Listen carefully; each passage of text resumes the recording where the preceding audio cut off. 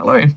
Whilst we're patiently waiting for that Summer Games Done Quick 2022 games list reveal, we are holding the fort over here with another hotfix.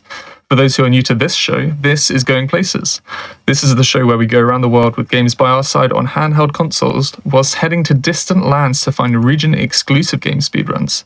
Today we're throwing it back to 2005 and onto the Nintendo DS, where Jupiter Climb will be taking us through Castlevania Dawn of Sorrow with the All Souls category.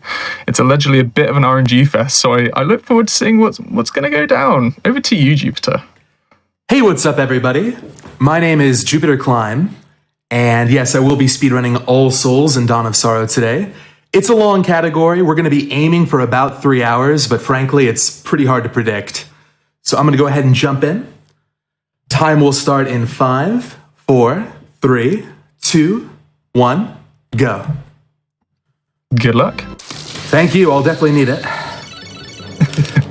So, Dawn of Sorrow is the first of 3 DS Castlevanias. This came out in 2005. It's got the same soul system that we saw in Aria of Sorrow. So every enemy in the game has a special ability that Soma can acquire. And the goal of this category is not only to win, but to get all the souls before we win. Right now I'm doing some backdash cancels. This is a little bit faster than just walking forward.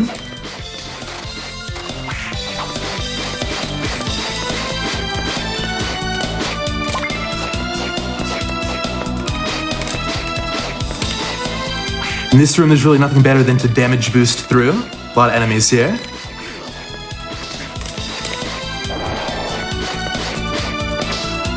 Now, because this was an early DS game, it really tried to capitalize on the touchscreen features. I think most people would agree they haven't really aged that well. We're going to see the first one coming up in a bit.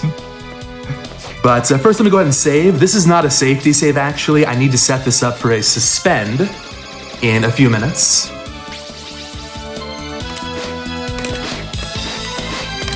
But yeah, on to the first boss, Flying Armor.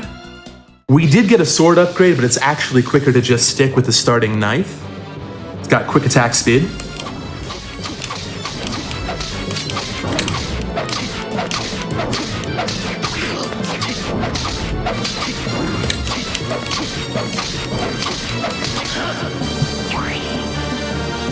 Nice, okay. So to talk a little bit more about the soul system here, you'll notice I just picked up a blue soul. There are 3 kinds. There are red souls, bullet souls. Blue souls are guardian souls, and then yellow souls or enchanted souls. The red souls act like your typical Castlevania sub-weapon. The blue souls are like familiars, or boosts, for example. And then the yellow souls are passive abilities. With that boss, I saw like a tiny bit on the screen there. Was that part of the gimmick? It sure was, yeah. Every time you defeat a boss, you've got to seal the boss to destroy it completely. And the touchscreen patterns are going to get more elaborate. 1 second here, just going to take a quick shortcut. Oh, nice. God. Excuse me, I was not expecting to miss that. So in this game, there are all kinds of zips. Gonna go ahead and save for safety.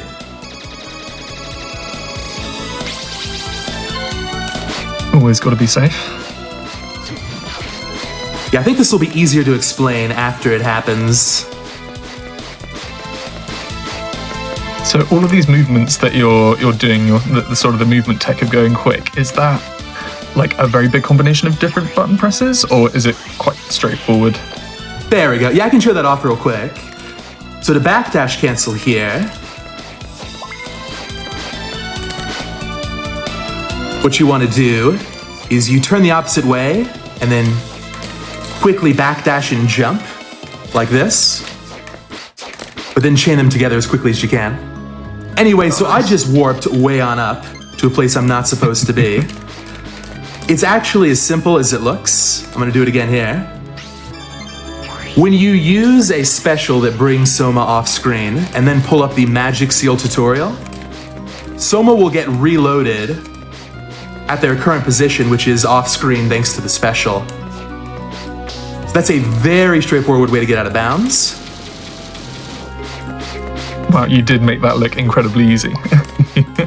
Now the axe I have here is good for vertical warps. I just picked up another weapon, the cut-all, which is great for horizontal warps.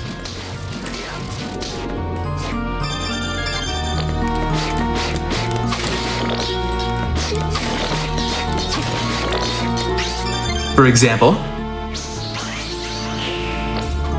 Alright. We're off screen, I'm gonna get on screen, okay?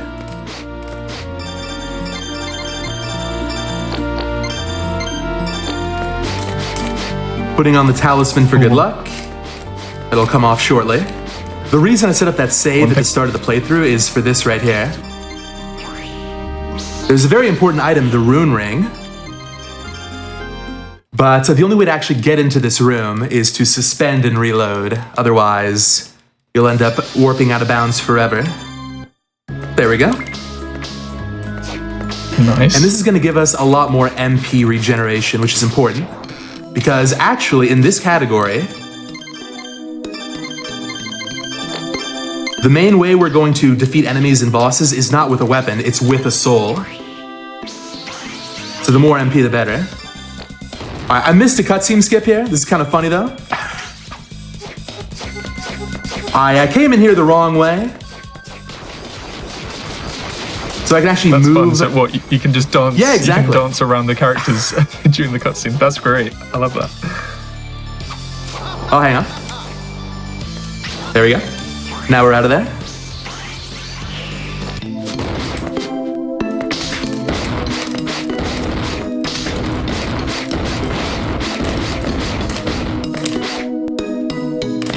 Alright, so we're gonna grab a nice piece of armor over here. The Elfin Robe, this is good defensively. It's also got a nice int boost, which will increase soul damage. Now, I like to think of this run as being a play in 3 acts. The first act, the one we're in right now, is we're trying to get down to hell ASAP to get the speed souls. To talk about the plot of this game in a nutshell, we are battling against a cult. We're trying to resurrect the Dark Lord.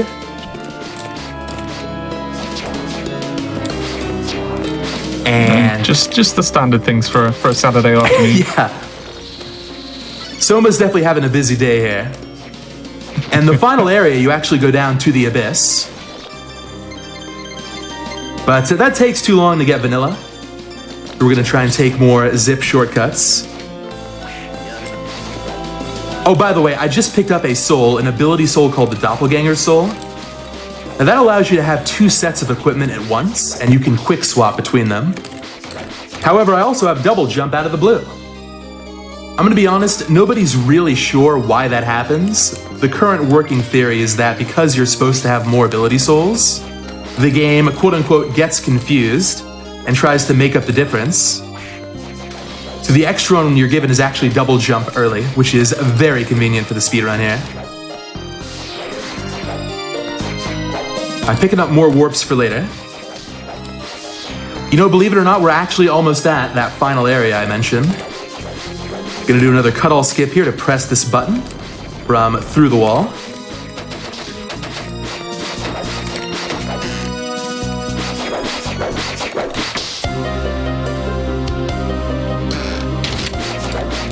Yeah, so this area right here is normally a mid-game area. And coming up, we're gonna have a cutscene where we say hi to Julius Belmont. And that place is normally blocked off. But another quick zip, and we're through the seal. Wow. It's almost like you know your way around this game. I haven't played it for a while.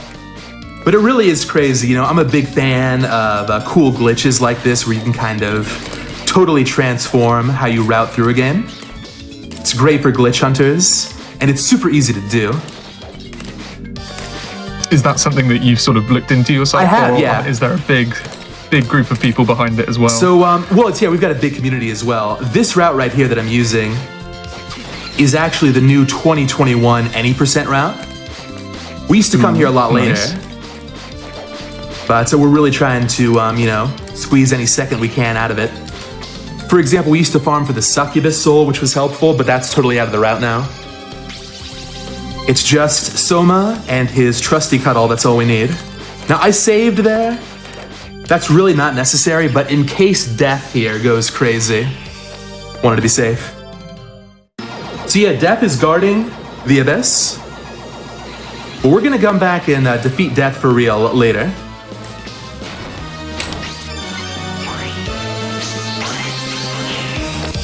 All right, we're in. Now, this is the final area of the game, the abyss. Ordinarily, you're supposed to be here kind of at the level 30, level 40 range, something like that. We are currently level 5. So everything will kill us in 2, maybe 3 hits. That's why I went to the shop at the start to get a lot of potions.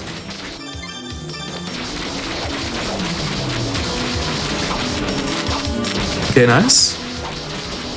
These rippers are just so uncooperative sometimes. Oh, careful. All right. Close call there. That room's tough. I think I'm gonna play this Alistor room safe.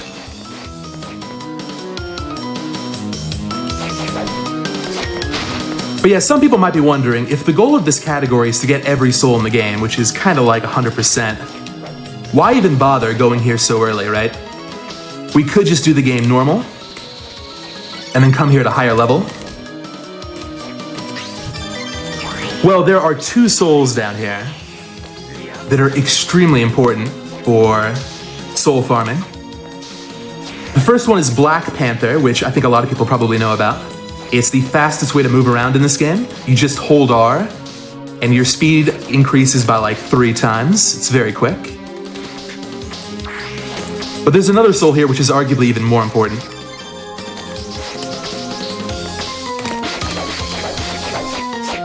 There is a very late game enemy only found in the Abyss called Malakota.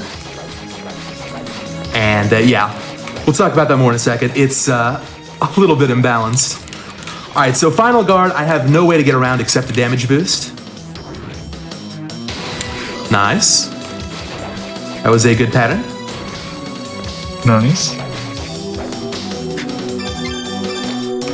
I will say, we have only seen like about 11 minutes of this game so far, but it does look really, really pretty, especially for an early DS game. I have the exact same thought, yeah. This might be the best looking Castlevania, which is kind of hard to believe, because it is an early DS game. Super clean. I wonder if chat agrees with you. It'd be interesting to see what people's opinions are. I think the whole Castlevania franchise has got some great sprite work, but yeah, I also like how Dawn looks. All right, so here we go. This is Malakota. Very late game enemy, so it's gonna take a lot of hits per kill, and this farm is gonna take a while, so buckle in. If you've ever looked on like a Wikipedia for soul drop rates, you know, if you're ever wondering, you know, what are the odds of getting a particular soul, let me just tell you right now, pretty much all the info you're gonna read online is dead wrong, dead wrong. So Malakota, for example, I've seen estimates from 5% to 15%. The actual drop rate on this soul is 2.35%. So it's a tough one. In the current, I imagine you found that out the hard way. Yeah, exactly. I was a little suspicious about how long it was taking sometimes, but now we have the actual game's code, and we can know for sure what the drop rates are. In the any percent route, to give you a sense of what kind of a grind it is, if you wanted to get record, you have about 5 tries to work with on Malakota, and then you have to reset. So you do that whole route I just did, and then hope for first 5 tries, and then try again. It's brutal. Thankfully, because All Souls is such a long category, this farm doesn't matter too much. And it actually can be a good thing if the farm takes a while, because you're getting so many level ups, right? I was about to mention that is a lot of level ups, and I imagine, yeah, super helpful for later on. Oh, nice Kotetsu. I can show this off. This weapon's a little bit better, and it sells for money, which is going to be important for Act 2 of our play here. Oh, that's neat.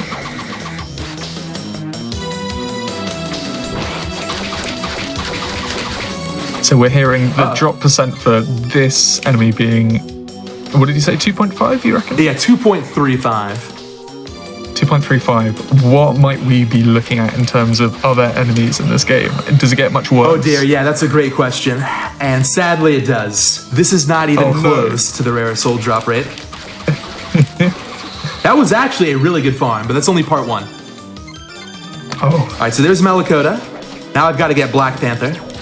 Not first try. This one, by comparison, is a 1 in 8, so 12.5%. This is much better. Nice. Ooh, nice, another Kotetsu.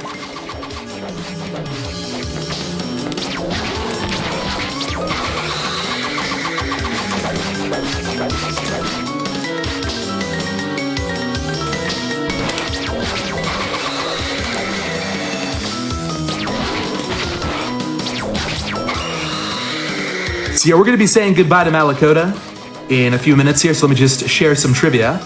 Malakota is actually a character from Dante's Inferno. Its name literally means evil tail, which is appropriate.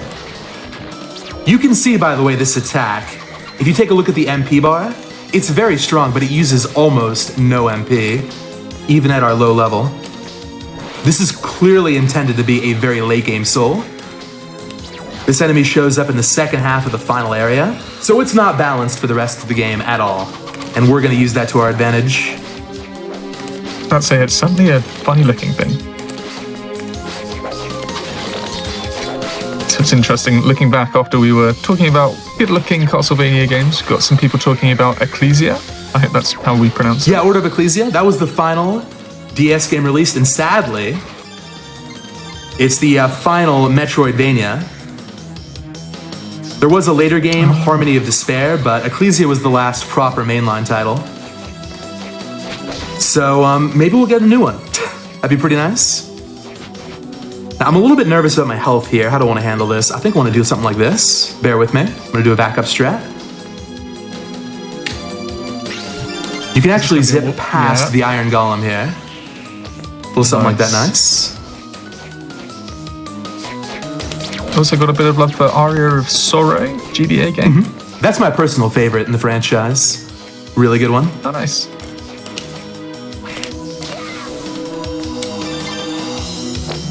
Yeah, let's go ahead and heal up. All right, so first try Abyss. Very glad to see it. That can go wrong in all kinds of ways. And that completes the first act of our journey. Now we are on to Act 2.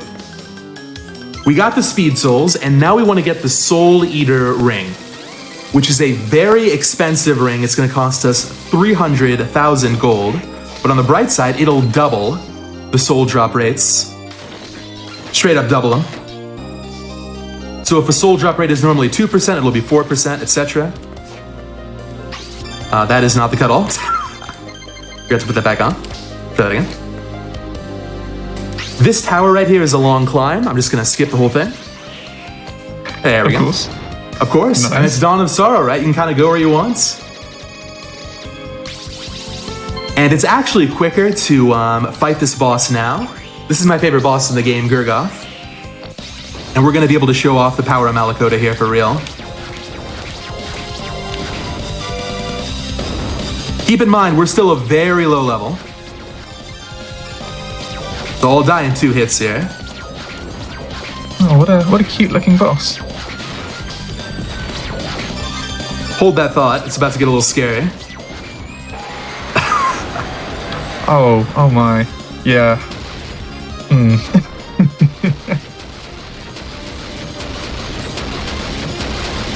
I was gonna make a joke about this game sort of being on Legally Cute, the other hotfix show, but yeah, maybe not after. Yeah, some of the demonic entities are pretty cute. I love Gurgoth.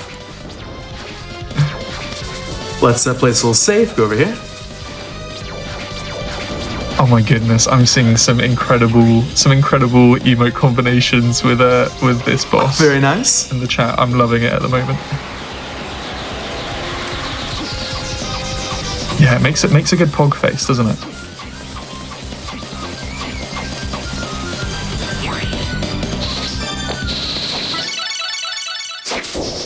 Okay, so the main goal of Act 2 here is to just run around the castle. We're gonna take a tour of the castle and just collect a lot of items that we want to sell. There is not a whole lot of money in this game that comes easy. So rather than farm money the old-fashioned way, we're gonna just pick up a lot of weapons and armor and sell the farm. That's the game plan here. Which is kind of cool, right? Basically, we're gonna unlock all the warps for later for the soul farm. And on the way, we're gonna get a bunch of items. That's the game plan. I'm heading into the clock tower now. We got some good stuff here. For example, coming up is a shaman ring. Gotta just go through the slot machine door. This sells for like 20k, 25k. So it's a big chunk of what we need. And while we are gonna save virtually every soul farm for after the Soul Eater ring, for obvious reasons, there are a couple of souls where it's actually better to get them right away. And the one I'm looking for here is the Imp Soul. So we're gonna farm this one out real quick.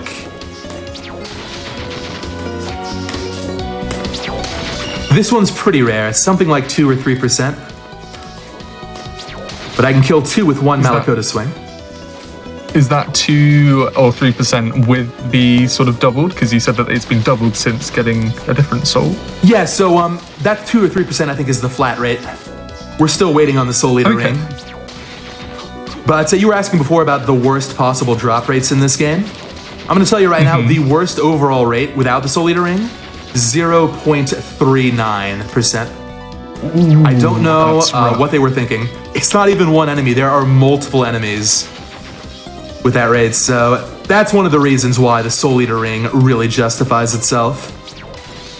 And is that an enemy that appears often, or is it only like one standalone that you have to like keep on fighting? So there are a couple examples. One of the 0.39 enemies is like an infinitely spawning one. Okay. But the other one though is like you said, kind of shows up once and you gotta leave the room and come back. Alright, so that was a good farm. I just picked up the Imp Soul. We'll talk more about this later. But just keep in the back of your mind, in some ways this soul is as good as Malakota.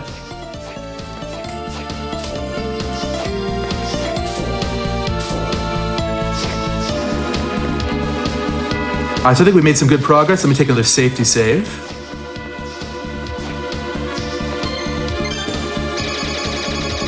Now there's a small revision to the route I actually made in preparation for this event. And I love this. It's such a small thing, but in this game there are bonus items that are very obscure and tough to find. One of them is coming up.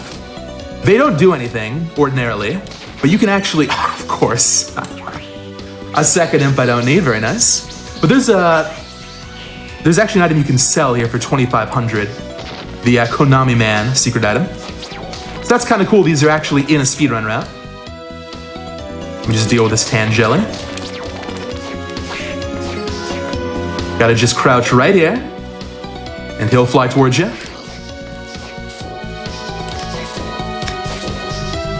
Alright, time for another boss. This one's gonna go down even more quickly.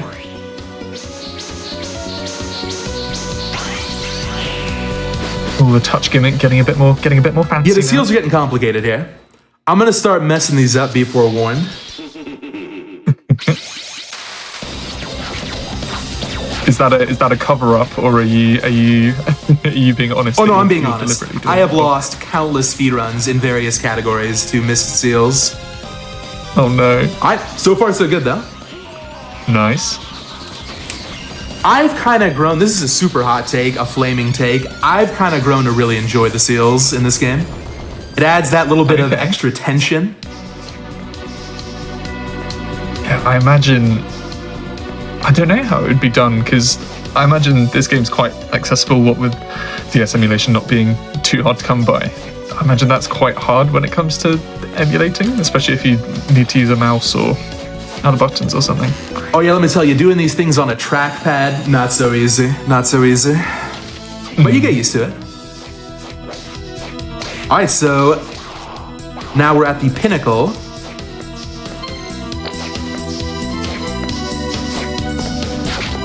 There's another farm here I want to do.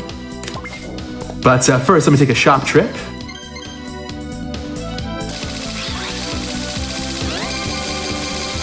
We're gonna fill back up on potions and mind ups.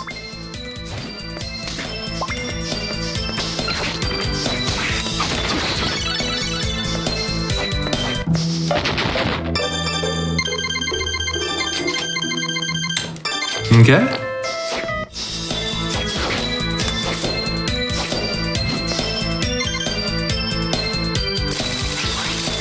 So yeah, this game, like a lot of other Metroidvanias, has got a true ending and a fake ending. The pinnacle here is where you typically find the fake ending. So if you do not have Paranoia, which is a soul, equipped on the Aguni fight coming up, you'll get a fake ending and won't be able to access the mine or the abyss, which we saw earlier. So for some players, this is going to end up being the final area of the game, which means it's got some good stuff. Which means, for our purposes, it's got some expensive stuff. These succubi not cooperating. It's fine, there's a save right here, thankfully. But this is another soul where I've got to get it before the Soul Eater Ring. This used to be in the any percent route, because it allows you to not only zip between screens, but zip within a single screen, which is a great convenience. This rate's not too bad, and the fact that we can kill 4 at once makes this a relatively easy farm. But I've gotten unlucky before.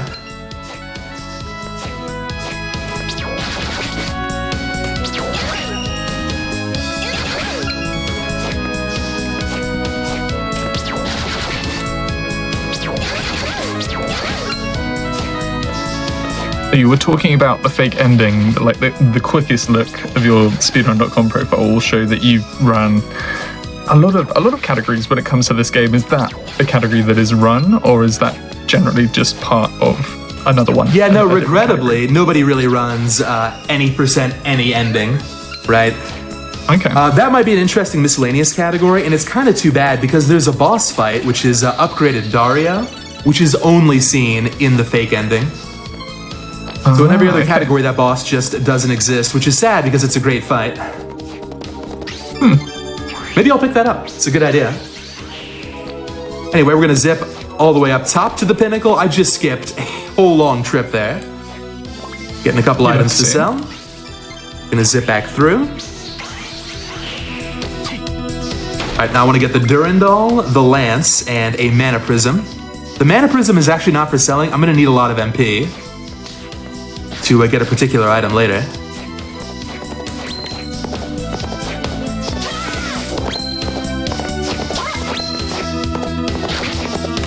So yeah, I could kill some of these enemies along the way here, but it's really not worth the time. It's better to just come back with the Soul Eater Ring. But like Guillotina there, for example, might as well since it's in the way. One of the interesting things about this category, it's kind of a memory test. I've got a lot of notes for this, but you're always going to be picking up souls incidentally. So you've got to remember what you have, what you don't, what you still need. There's a lot of rerouting on the fly. So it's a ton of RNG, but I really like it. It's a pretty dynamic category. Tell you what, I certainly can see why you've gone for those souls early on for the fast movement, because oh my goodness, sort of comparing this to what you were doing right at the start with the quick sort of cancel type things. As you can see, I'm great at remembering things, but oh my goodness. No, let's show that off real quick because I couldn't agree more. First though, we got a new glitch. Ooh. Alright, nice. Smooth. So yeah, you can just zip right on through. Just that easy. But yeah, let's compare real quick. Here's Panther movement speed. Backdash movement speed. It's night and day. Wow. So yeah, you're saving minutes. Alright, this is Paranoia. This is that soul I mentioned before that you need for the true ending. But it's also a soul you can use to get some expensive items.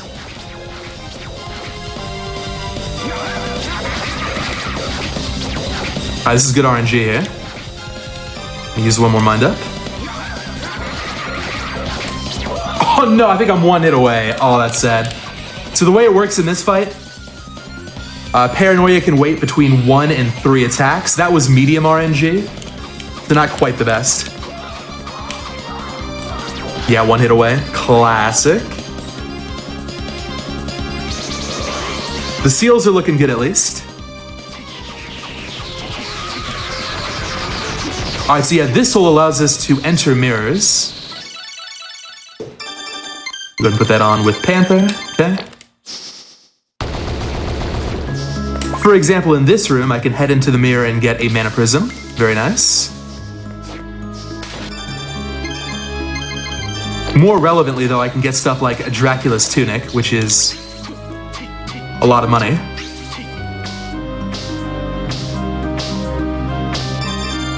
We saw the difference in speed just a second ago. Have you run this category and sort of helped optimize this category since?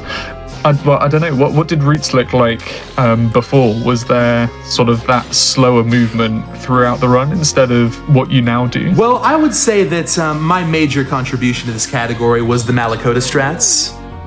People actually used to not even use Malakota, which is kind of hard to believe considering how good it is. But there was a sense that, look, people didn't want to put up with RNG. So the old route was going through the boss rush, actually. You would kind of interrupt your speedrun mid-run. Yeah, there we go. There's the money bag I was looking for. You would interrupt your speedrun mid-run, complete the boss rush, get the RPG, which is a really good weapon, and then return to the game. But, yeah, Malakota is actually better than the best boss rush reward, which is hard to believe. So it's quicker to just skip that and farm Malakota instead. So here we go, Dracula's Tunic and Ringmail. This area right here, these sliding puzzle rooms, got a lot of good stuff.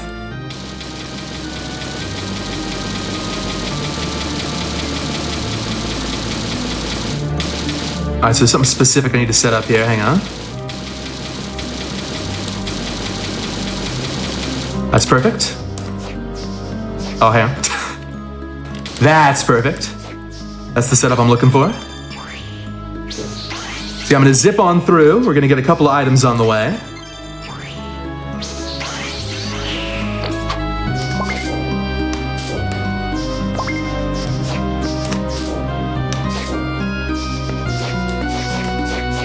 Then we'll grab the warp and head on down to Garden. So yeah, our tour of the castle here is almost complete. Just a few more pit stops.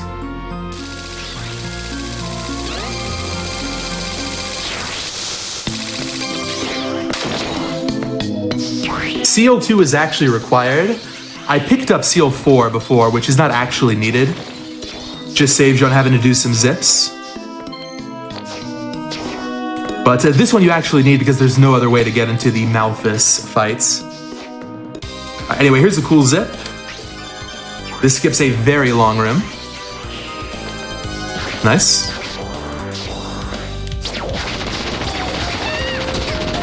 So you're coming down here. Is this gonna open up the fully upgraded shop? So we're gonna get not just potions, but high potions and high mind-ups. And while we're here, we might as well defeat Balor.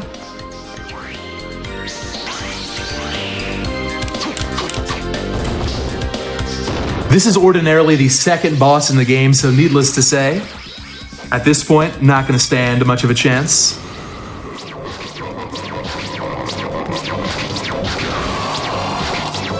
There we go.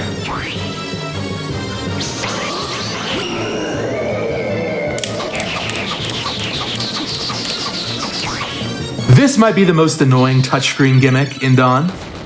You have to break these blocks with the touchscreen, so I'm gonna kind of mosey on over. Yeah, gotta multitask. Thank you, Nintendo.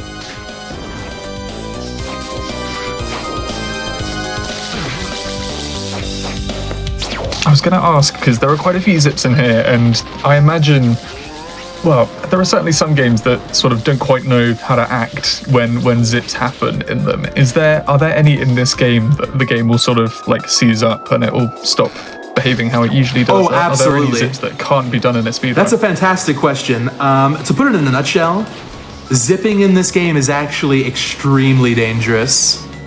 Like, if you zip the wrong way, you can actually corrupt your game. Oh no. And I think there are horror stories of people like ruining their physical carts with a bad zip. Oh my goodness. All right, so here, let me just show this off. You can't go underwater, right?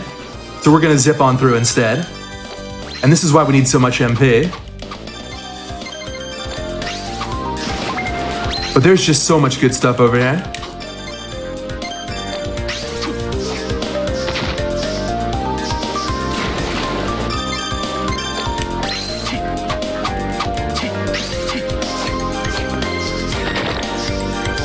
All right, so we picked up the Serenity Robe, and over here we're gonna get a gold ring, which will come in handy.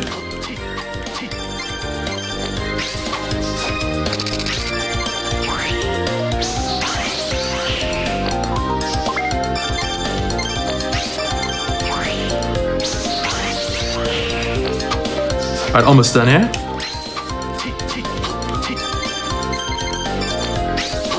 A little bit early, my fault. All right, we're good. Not too bad. Just Nice. one more zip here.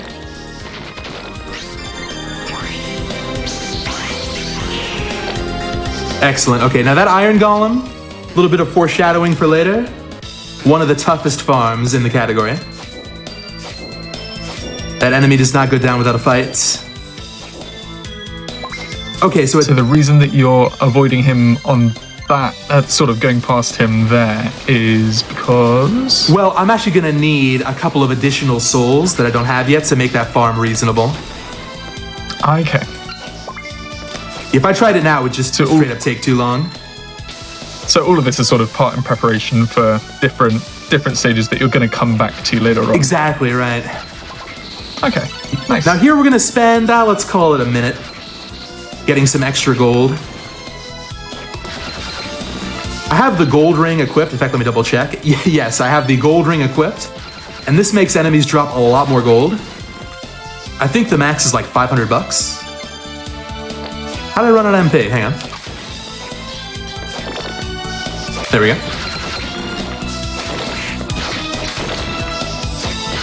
No, these guys never really stood a chance, did they? At this point, we're strong enough to where Panther alone can deal with them.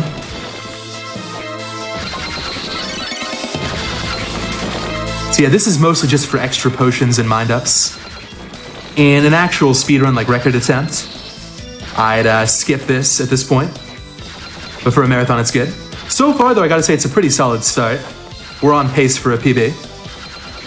Nice. All right, let's hope that's enough. If everything's gone according to plan and I haven't missed anything, I should be able to afford the Soul Eater ring just barely with a bit of room to spare. Let's see. We're gonna sell the farm. Everything's gone. Everything's gone. Truffle's gone. Konami Man's gone. Crown's gone. I'm gonna keep the Cuddle and the Axe and the Elfin Robe, and that's it.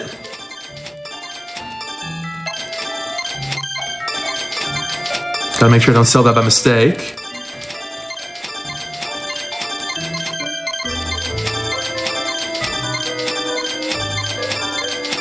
Other than selling, is there anything else that you can do with Excellent. the Konami Man? Because it's like his inclusion looked... Sadly, just an funny to me. Easter egg.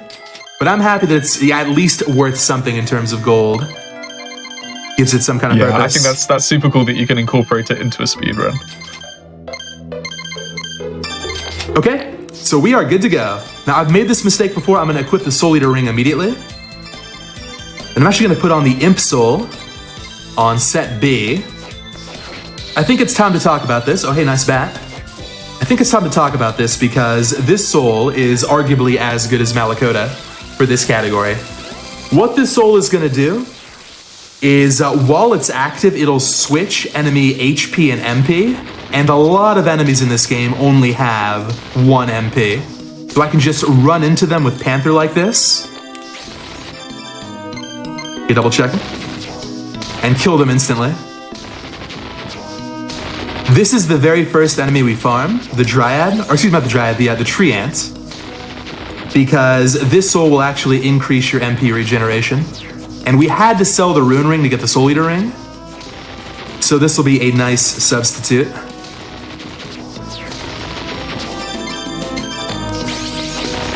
And yeah, now we've moved on from Act 2 to Act 3 of our play. Act 1, going down to Hell to get the Speed Souls. Act 2, returning from Hell to get a lot of money. And then Act 3, we're farming. We're farming for 2, maybe 3 hours. And the farm is off to a terrible start. This is the worst tree ant farm I've ever seen. This is not that rare.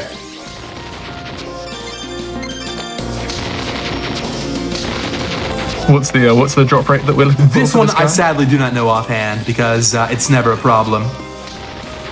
That was my Until mistake. today. Clearly, I mean, classic marathon stuff. I hate to say that's never happened before, but that's never happened before. Oh, nice. Okay, good. It's been said. It's been said, everyone. Me and my chat have a joke about the complain manip. It just seems to work out when you get really salty about a bad farm, the game cuts you a break. Yeah, that sounds about right. So far, we're 1 for 1 on the complain manip. I'm gonna get Mandragora while I'm here because I'll need this for a secret soul later.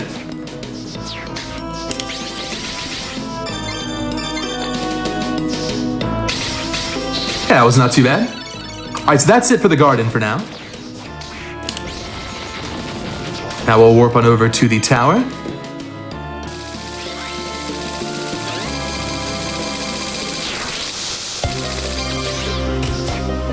Now this area here has got our first very rare soul drop, which I believe is 1.56% with the boost. So ordinarily 0.78, and that is a great axe armor. That'll come in a second. All right, nice kung fu suit. So Nice. I am gonna want more materials and consumables later. So item drops like that are actually very helpful. All right, let me click back on Malakota. Even at this point, money still matters. Okay. Pretty lucky, but this is the one that counts here. Thankfully weak to Imp Soul. So I can do a little something like this.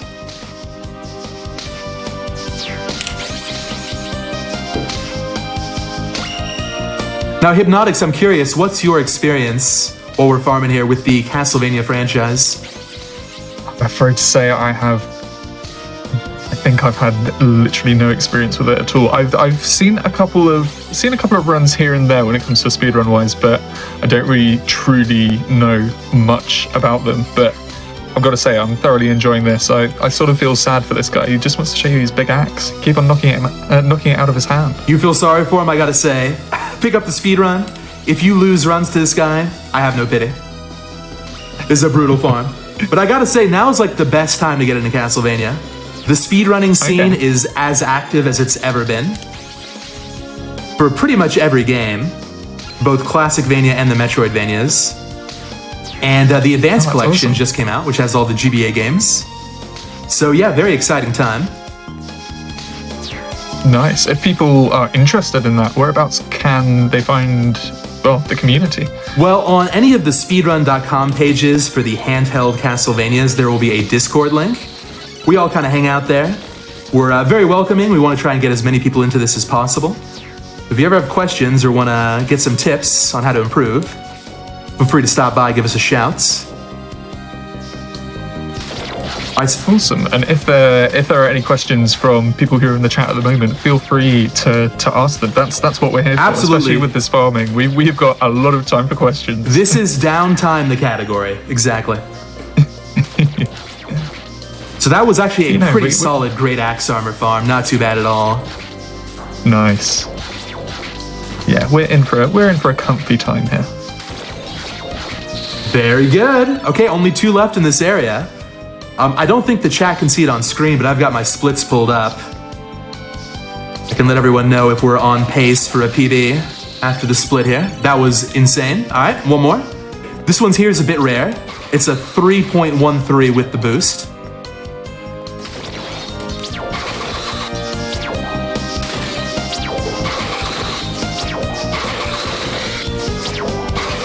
This right here is Dragignazo. Some more trivia. This is another character from Dante's Inferno. There's kind of a whole lineup of enemies like this. Dante's Inferno characters with spears in both Aria and Dawn. Kind of a cool archetype, I think.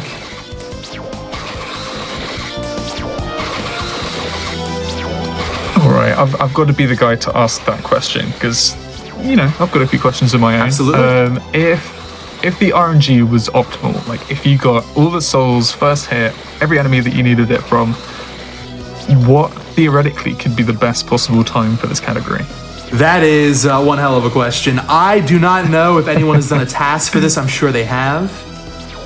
I think sub-hour, easy. Oh, wow. But that assumes first try everything, which This needless is to say. RNG the category. Yeah. Because if that was the case, if you were manipulating everything, you could actually skip a lot of the money checks because you wouldn't need to get the Soul Eater ring in the first place. Ooh, yeah. That would save a good, goodness. 10 minutes minimum. RNG on RNG. You said earlier that there were so many levels to it, and yes, very true. Oh yeah, let's talk about that a little bit more, how the RNG works in this game. So in Aria of Sorrow, for example, RNG manipulation is very doable real time. It's kind of a staple of that game's speedrun. So there is really no RNG at all in Aria. In Dawn, on the other hand, there are 2 layers of RNG, and one of them shifts every frame, meaning there is no way to do real-time manipulations. It also doesn't help, and I hope I'm not breaking any hearts here, luck in this game and in Aria does not work. I think we've all made the mistake where we were trying to get a particular soul and we put on a lot of luck boosting gear. That was all placebo. Luck does literally nothing. Soul Eater ring is an exception because that's a flat double. But yeah, it's kind of disappointing. In a game where luck would really matter all the more, it just doesn't work. They just put it in there to tease you. Well, I could still be a little bit green, according to my splits, but this is a terrible Dragignazo farm. Yeah, he's being mean. I hope the piercing scream is not bothering too many people. I find this is actually a really nice Zen category. It can get pretty frustrating since, the RNG is so heavy. There we go. But you kind of have to zone out and just focus on optimal farms. It can be relaxing in a weird way. All right, so yeah, we are ahead by a couple of minutes on my PB. I'll keep everyone updated. Oh, nice, Ghost Dancer. All right, so yeah, this is the Dark Chapel. Now we're gonna do this for real.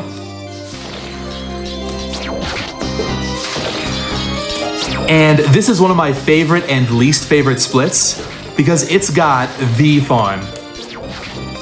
The make or break farm is right here. Remember before I was talking about that 0.39% drop rate and how there was that one enemy that didn't spawn infinitely? Is this It's right here. It's right here. Oh. It's not this one though. This one is just not cooperating. We'll see that in maybe 5 or 6 minutes. We did have somebody wondering, I imagine it's been quite a long time since you might have played this casually, but how long does this game normally take to complete, would you say? That's a great question, and I'll be honest, it might not seem like it from this, but I tend to be a glitchless runner. Like, my preference is for glitchless categories, I swear I'm not lying. So I like to do glitchless stuff, I like to play games quote-unquote as intended. Glitches can be a ton of fun, but sometimes you just want to play through the game vanilla at a high level. And I can tell you that one of the categories I was grinding out in this game pretty recently was Dawn of Sorrow Intended Percent, which is no glitches and no skips. And that can be completed in well under an hour.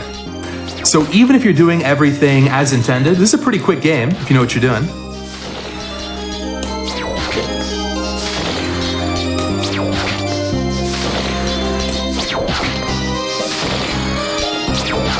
Well, I'm thinking PB might be a bit of a struggle here. Incredible Ghost Dancer, and now this sniper enemy. I think once again this is the worst I have personally seen. It doesn't help that it takes a while to spawn in. Hopefully not too much longer.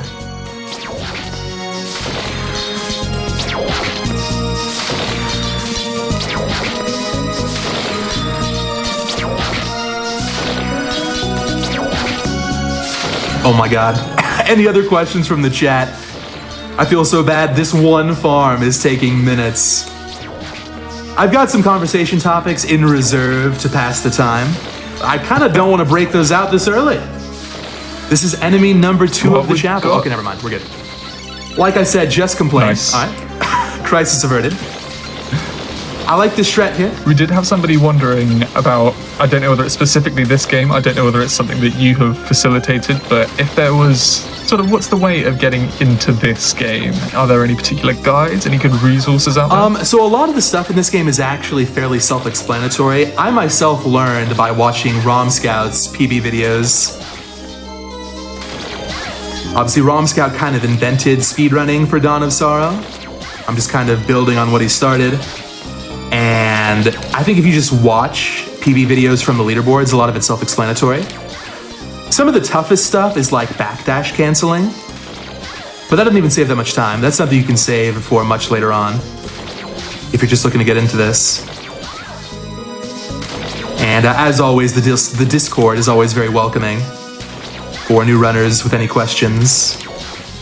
So before I was just farming Great Armor. That was a really nice farm. Great Armor is vulnerable to Imp. Valkyrie here, one of the rarest. This is another 1.56% boosted. Oh my god. Okay, that was insanely good. Insanely good. Chapel's kind of turning around here. All right, let's take a break. A quick break from farming. Go say hi to my favorite, Dimitri. All right. I'm gonna give Dimitri the Malakoda Soul. All right, see you later. Dimitri can copy abilities, but not quite as good as using Malakoda as Soma. All right, and this right here is the door that I need Seal 2 for. No other way to get in here. And you can see that bosses just melt when you're using Malakoda. Not only is the weapon very strong and very cheap, but it auto-cancels when you land on the ground, so it's basically a perfect weapon. It does, however, have an awkward hitbox. I almost like to think of it more as a lasso. Here, though, let's use Imp. Quetzalcoatl is vulnerable.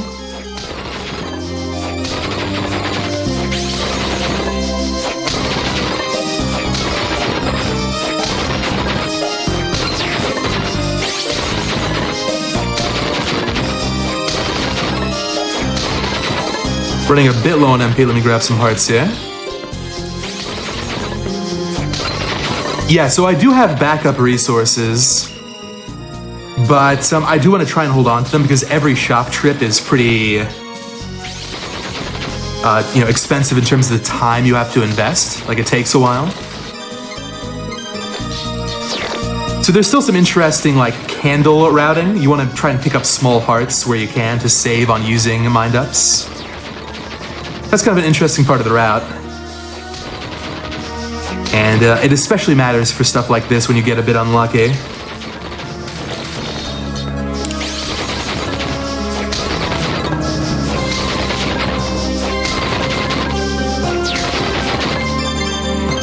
Like, I'm having to burn through a few more resources than I'd like. This is still not the rare one. It's coming up.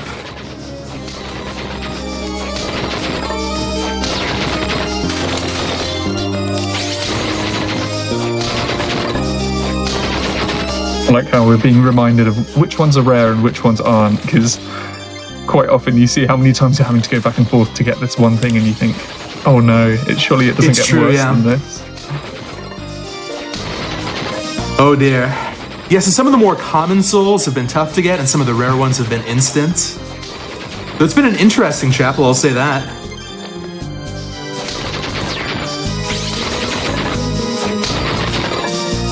There we go, finally.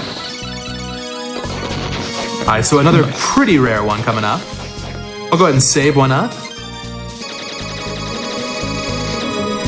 This enemy tombstone is, I believe, like Valkyrie 1.56.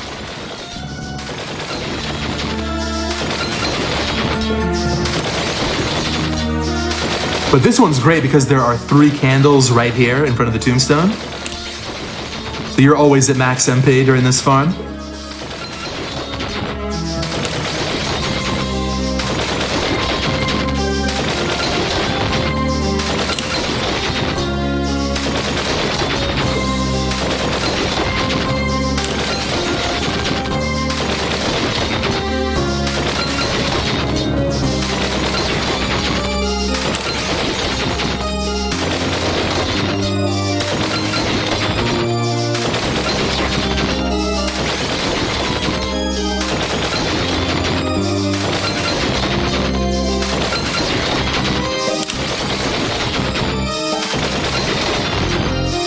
Once again, you can kind of see just how much time Panther is saving. Imagine having to do this with just regular backdash cancels. Oh my goodness. Now, this might come into play. I really hope not, but it might. You'll notice I'm kind of quickly going in and out of rooms with Panther, right? And that's to respawn the enemies. A mistake you want to avoid is you kill an enemy and get the soul, but you leave the screen before Soma picks it up. If that happens, it's actually gone and you've got to farm it again. It's brutal. Oh no. Is that something you, like... Oh, just the other day while I was before? practicing for this event, that happened on the worst farm coming up. I got the soul, I was looking at chat, careless. Oh, no. I let it slip through my fingers. I imagine, especially with a category like this, you can just go full autopilot. You're like... I'm even like, not quite grinding like this, but I find that there are moments where I'll get a trick and then I'll retry it because I think I haven't got it, and I'm in a cycle of thinking, oh well, I'm not getting it, I've got to try it again. And yeah, I can see. Yeah, I think you're exactly right. It's here. that Zen mode I mentioned before. You know, this category's just got so much kind of back and forth movement. It's very easy to fall into a trance and just kind of forget to pay attention. So you've got to be vigilant. This farm is actually still not too bad. Like, if I can get in the next 10 or 20, I'll be relatively satisfied.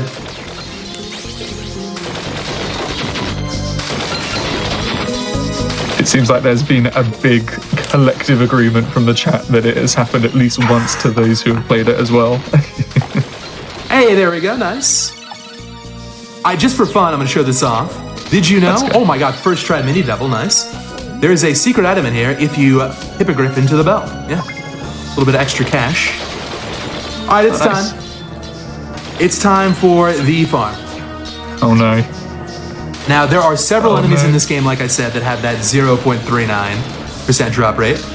With the Soul Eater ring, it's increased to a whopping 0.78, and this is the worst one, Creature. I'm gonna chain it with Hellbore for a while, but I'm gonna get Hellbore first for sure. This soul takes forever. I have had runs where this takes 15 minutes. If you want to get a good quality time, this is the soul that really matters. Now, interestingly, in the game itself, I think the creature is actually a pretty useful soul. It'll heal 1 HP about every second while it's equipped. It's a passive yellow ability, one of the enchanted souls. But I'm not sure it's worth the farm. Because if you don't have like Malakota, if you try to farm it when it first becomes available, it's a tough enemy to kill. It's pretty bulky. Well, whilst we've got the farm going on, might as well just mention, whilst we've got a bit of time, that SGDQ 2022 remote volunteer applications are coming up. So if you'd like to help with any of our off-site volunteering positions, you can go to gamesdonequick.com for more information. Registration is also open until May 23rd, so be sure to register if you'll be attending the live event in Minnesota too. Games List will be released this Saturday today, usually near the end of the day Eastern time, so I won't see it until Sunday because I'm over in England at the moment. But best of luck to everybody who has submitted for that. I believe fingers crossed. Forward. It's more Castlevania, as you might expect. No, Castlevania from you. Surely not. Surely not. Now, I've yet to get the creature's soul drop, but I did get 2 cans of spinach, which is also pretty rare. So I'm getting some luck, just, you know, the wrong kind. They heal a marginal amount of HP, and that's about it. Nice. I don't think I've ever tried to sell the spinach. Maybe I can get a couple pennies for it. All right, so here's where it gets interesting. I've gotten Hellbore. Now I'm going to focus on Creature. It is so easy to leave the screen by mistake. So I'm going to try and be deliberate and just wait that extra half second. And that time adds up, but I think it's worth it.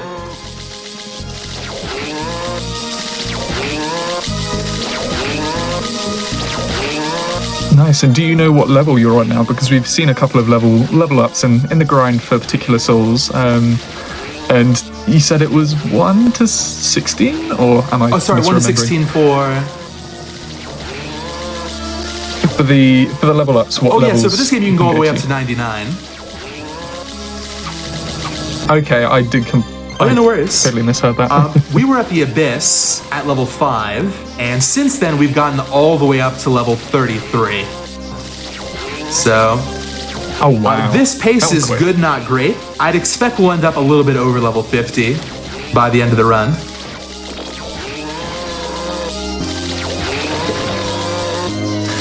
Dare I ask if there's a level 99? I'm not sure anyone would want to endure that.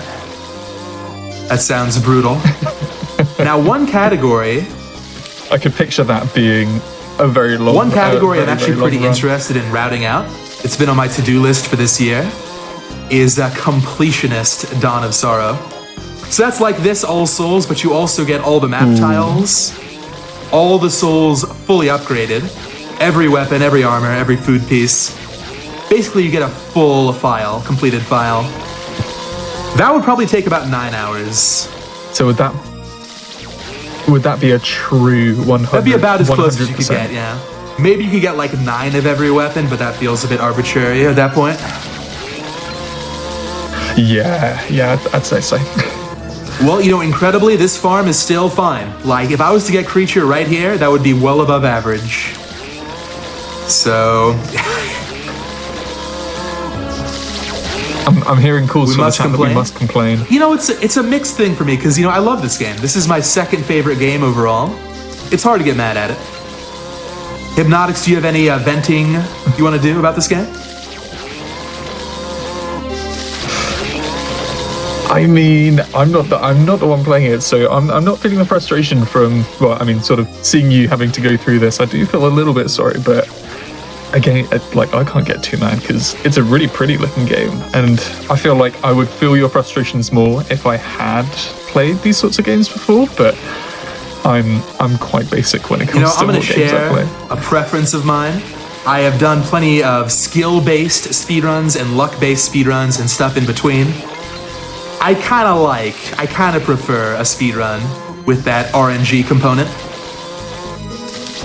I don't know what that says about me as a person. Nice. Yeah, I feel a bit like that too. But it just adds that extra element of unpredictability and excitement. And the best part is that I say this about every speedrun, is that if it goes wrong, it's never the runner's fault. Especially with RNG games, you can just blame the game. On the flip side, I agree with that. But on the flip side, if you get incredible luck and then you underperform, or if you choke at the end of a speedrun, that's happened to me plenty of times. True. It is the worst feeling. It's even worse than playing a skill-based game and blowing it at the end because you know that it's going to be tough to get another pace that good. Yeah. The stakes are kind of up and down for sure, but I think that makes it all the more exciting.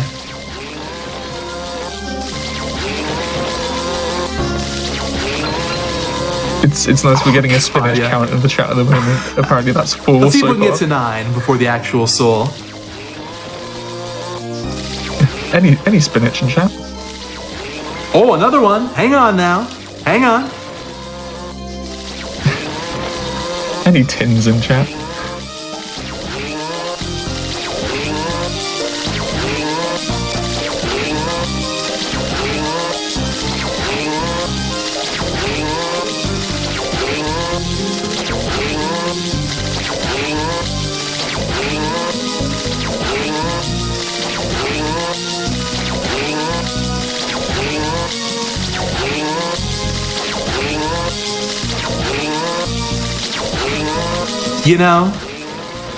This farm is no longer above average. We are sadly in below average territory here. I was hoping for better for GDQ. Man. There are some other really rare ones later, like Peeping Eye, for example. Maybe that'll help make up the difference. Although I'm looking at my splits right now, I could still be ahead if I can get the next couple minutes here. We still believe. I think chat is trying to sort of push push their energy on towards you. Somebody had mentioned that it's a shame that the creature doesn't let us enjoy the music. Now, yesterday during prep, someone in chat jokingly suggested I take off the Soul Eater ring for a manip. And it was another bad creature farm, so I did it, and I got it first try. In reserve, oh wow. If this still keeps going for another couple minutes, I'm gonna bust out the manip. We're taking off the Soul Eater ring. It's gonna be an instant first try. The scenes, the absolute scenes.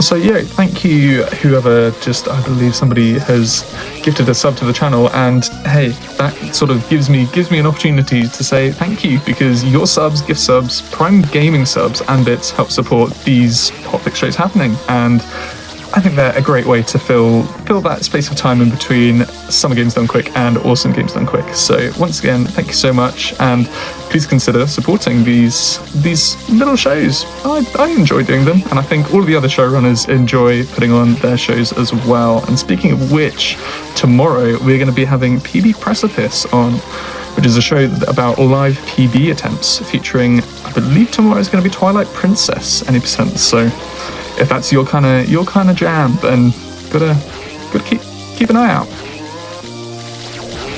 All right, I think it's time to bust out the big guns. I'm going 5 more, and then we're doing the manip. 1, 2, 3, 4. All right, lock it in.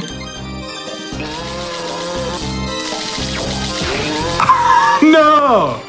No, I didn't want to do a spinach manip. Dang, I messed it up. At least we got some.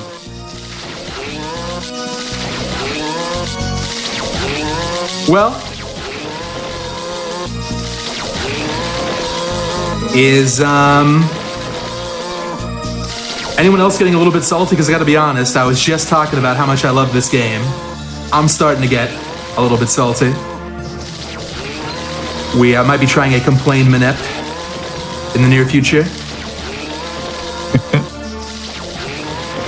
Might this be a soul that we after we've finally got it? Might it be a good right time after for Chapel's a gonna little be break? perfect, I think. We've got just a few enemies left. Okay, let's just take a quick spinach check. I've got 7. All right, how about this? If I get 9 spinaches before the soul, let's take a break. Alrighty, let's go. Let's see. Hopefully we won't have to, but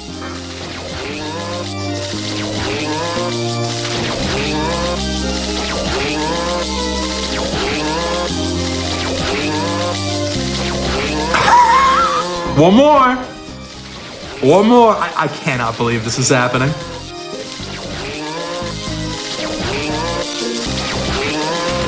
All right, I don't know what to say. I'm absolutely speechless. All right, I'm in the warp room. This is a safe spot. How about a break?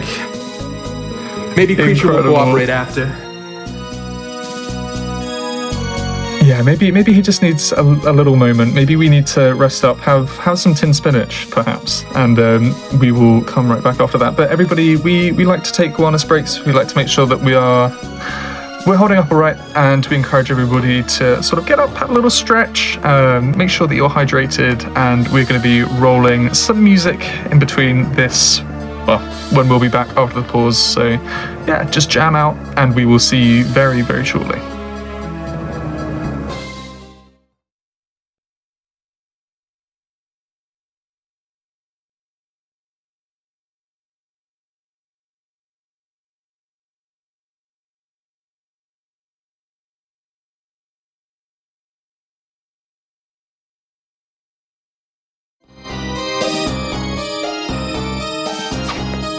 Welcome back, everybody. I hope you're feeling refreshed after your quick break. We are back with some more Castlevania I've completely forgotten the name of it for a second. Dawn of Sorrow. There we go. That's exactly what we're doing. I know what I'm doing. Before we head off into that run, just remember that if you missed any of this or any of the other different hotfixes that we've got going on, as well as these VODs going completely onto YouTube in their entirety, we've also got a Games Done Quick highlights channel where we will feature various highlights throughout the week of different shows, and we've had some good moments in this one, so yeah, we'll definitely have this highlighted. But we are on our quest for this particular soul, and who knows how many more tin spinach we will find. But yeah, Chad, if you could do me a favor, the game stops counting items in your inventory at 9. But let's keep going manually. I want to see how high we can get that number. In a way, I'm very glad. Okay, that's 10. God. Oh, there we go. In a way, I guess I'm glad. Oh, yo! All right. All we needed was that break. I was about to go on a whole monologue, but I'm glad that happened, you know? Everyone can see what the creature farm is really all about. But forget that. I'm glad it's over. All right. 3 left. Brilliant. And we're going from an ultra rare to a pretty rare. This is 3.13.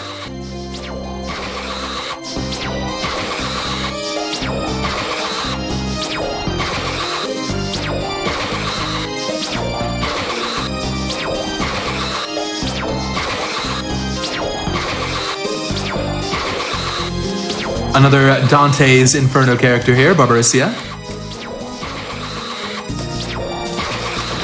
And yeah, there's a convenient candle right here. I think this whole room is really just meant as a Barbarissia farm. And that candle makes it very convenient. You can just get a little bit of MP back every attempt.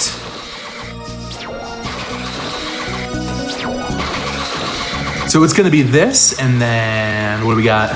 White Dragon and Bone Pillar. Both of those are vulnerable to Imp, so Imp's going to make a return.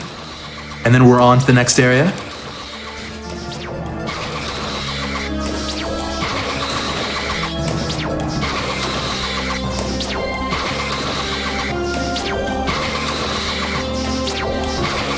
Now, I did confess earlier that I'm not particularly well versed with Castlevania, and the lore that goes with it.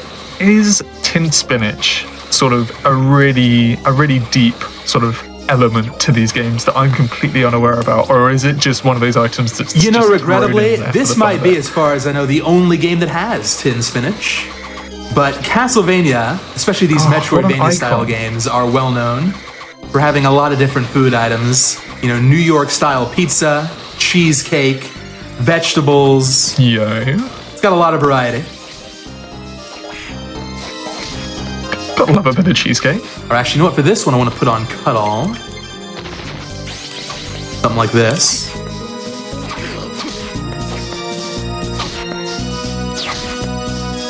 This is another one where it's very easy to leave too quickly. There we go. Almost left. All right. Nice. One more.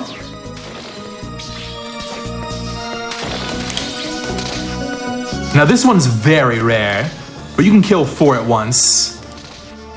So it typically doesn't take too long.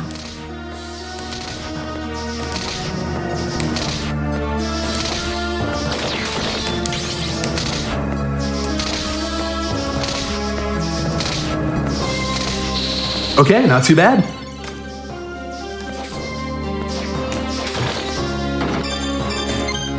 By the sounds of things, there are a few viewers who sort of spent a bit too much time sort of having a rest during the break, and of course, in the time that we took did they miss the creature? To come back, you'd already got the soul. Well, I'll tell you what you missed. I was doing the same thing I was doing, back and forth, back and forth. And we got one more spinach, so we capped out at 10. And I'm glad I didn't get any higher. That chapel was quite something. Probably the worst chapel I've ever had. But it's behind us now. The game knew that you were on a marathon. The games know these things. It really is a bit uncanny how often that happens. So this right here, we were talking a while ago at this point about the Iron Golem enemy and how I needed to get some different souls to make that farm more realistic. This is one of them right here. The Dead Pirate Soul is an enchanted soul that will double the damage if you attack an enemy from behind. And a lot of stuff is weak to it. The gimmick to Iron Golem is that everything does 1. So going from 1 to 2 is obviously very nice. And Iron Golem is in fact weak to, or semi-weak I should say, to Imp. So it'll go from like 50 HP to 16, 15, 16. So that makes it a lot quicker, that's why it's better to wait.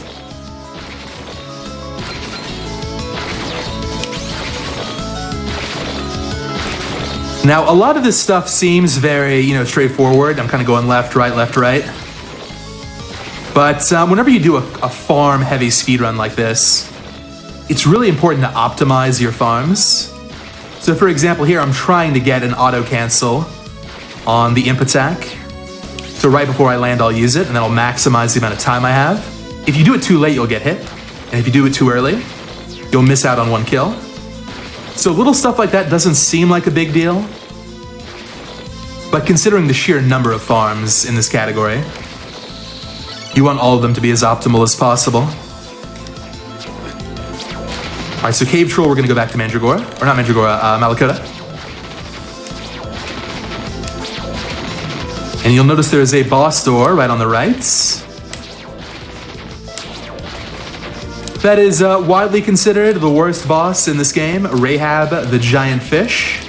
Now, I've kind of warmed up to Rahab over the years, but it's not good. There's a lot of waiting around. Do I have Soul Eater Ring equipped? Okay, I know I took it off earlier. Wanted to make sure. Man, that's the sign of an unlucky run. When you triple check, quadruple check if you've got the Soul Eater Ring equipped. You just can't believe it.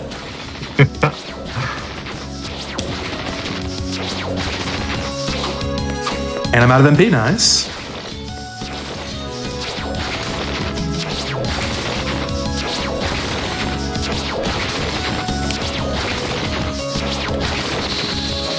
It's interesting. I've noticed there are quite a few things in these levels that you can see. They almost look like they're part of the background or they're just part of the scenery, but you can knock them to get more MP. Yeah, a lot of different candles, and they kind of look different depending on the area.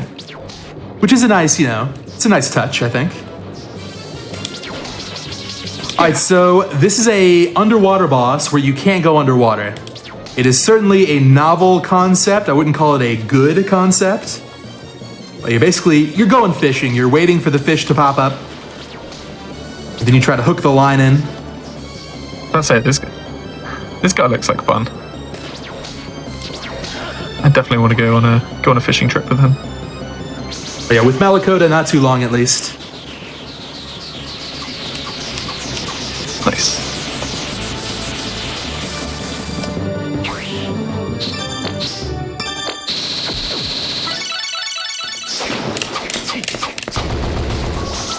Alright, so here we've got some underwater movements to worry about. It's basically the same with Panther, but your momentum's a bit different. If you're doing, for example, a glitchless speedrun, where you have to go through this area for real without Panther, it's pretty complicated. But for now, the movement's basically the same. Okay, nice. That was quick on the fish head and Decarabia.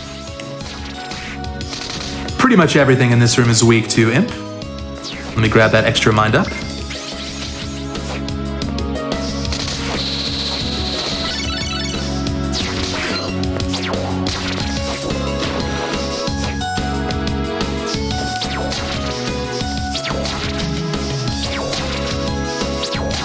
Alright. So now we got a couple of rare ones coming up. We're gonna do a Killer Fish plus Procell double farm.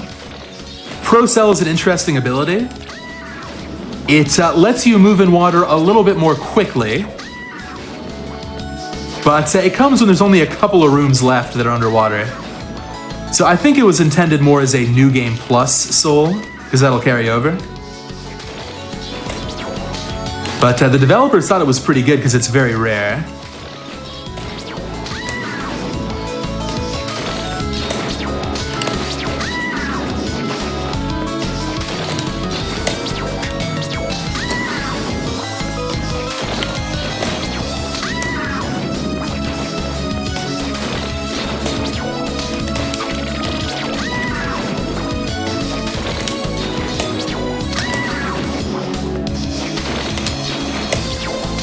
Well, if this farm goes well, and it's going to take a while, this is not surprising, this could be shaping up to be a nice subterranean hell here.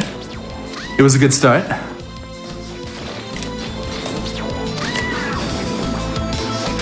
It's an interesting phrase, isn't it? Saying yeah, it's kind of the funny thing about playing Castlevania games. It's an interesting mix, right? These games are both demonic and campy. It's an interesting combination. You've got the like the horror elements mixed with like the Hammer horror films elements. So it's a nice mix of a game that's gothic and atmospheric, but doesn't take itself too seriously. That was an excellent Pro Cell farm. I actually got the Pro Cell before the fish, which is, I hate to say it, never happened before. I'm sorry. Oh, here we go again. I feel like I gotta throw in one never happened before and one game gets confused every attempt. But we've met our quota.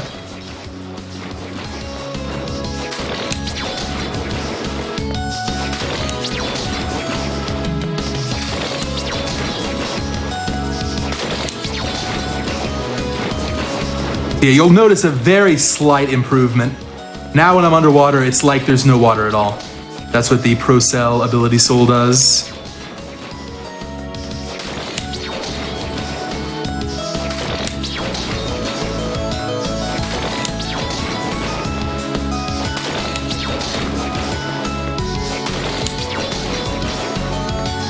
Now, so far, it has not happened this run.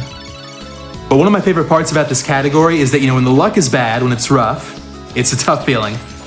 But when the luck is good, when you're just plowing through an area, getting all of the rare soul drops near instantly, it's an incredible feeling. One of my favorite parts of this category. Yo, speaking of, Allura Une was very rare. I can imagine. Plus the Une drop, okay? Only 2 left. Only 2 left. We're gonna save some minutes here, probably. But yeah, so far, I'm hoping we get, because it hasn't happened so far, I'm hoping we get one area in this attempt where it's just like, it's like snapping your fingers, everything just kind of connects into the next soul.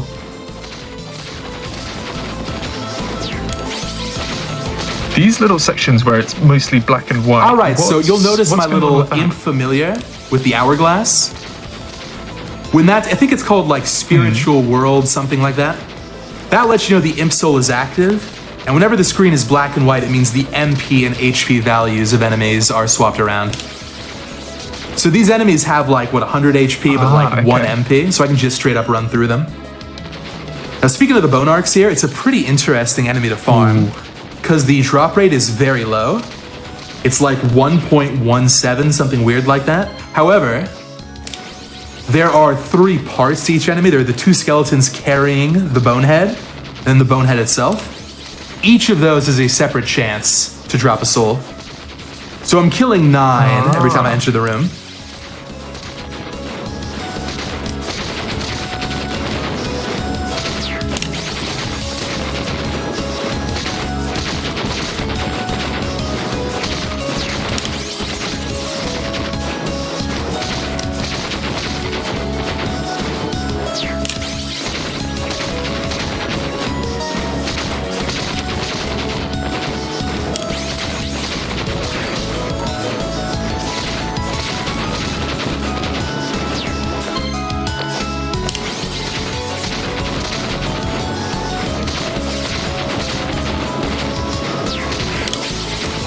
Nice, and going to that room to save is sort of regenerating.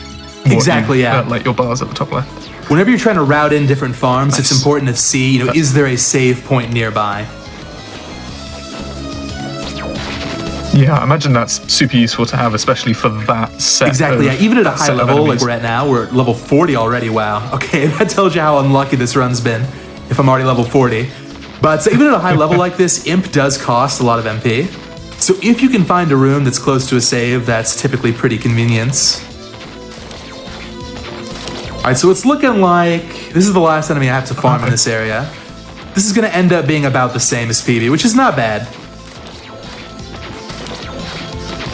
I've worked out there's a brilliant way of covering up your tracks. If people say, oh, you're spending so much time farming that, you can just say, no, I'm leveling up so that the rest of it is quicker. I often tell myself that in earnest. If I'm having like a bad Malakota farm, it's like, hey, look, it's fine, silver lining. At least you're getting a little bit more levels. Although honestly, considering just, this whole game is about farming enemies, levels don't matter as much as you think. Once you get past the second split, you could pretty much gain no more experience and you'd be fine. It helps, but it's very marginal. But at least it's not nothing. Okay. Well, this Ukobak is terrible. Okay, nice. Just complain, all right? And let's go ahead and save while we're here.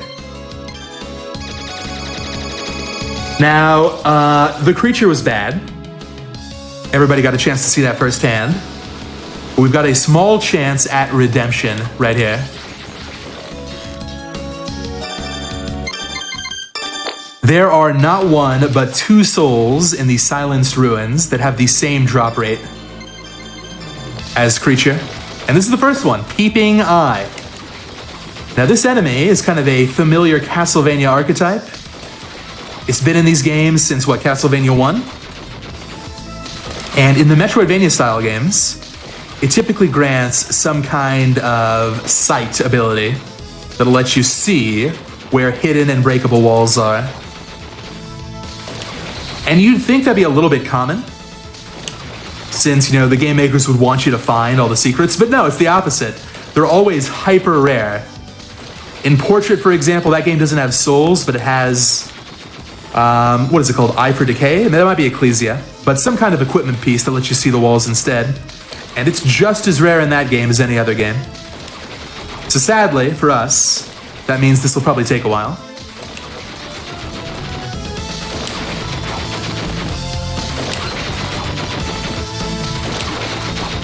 But if these 2 go well, that could totally turn around the run. When the soul does appear, something to keep an eye on, it's going to be yellow, not red. Any red soul is coming from the skeletons.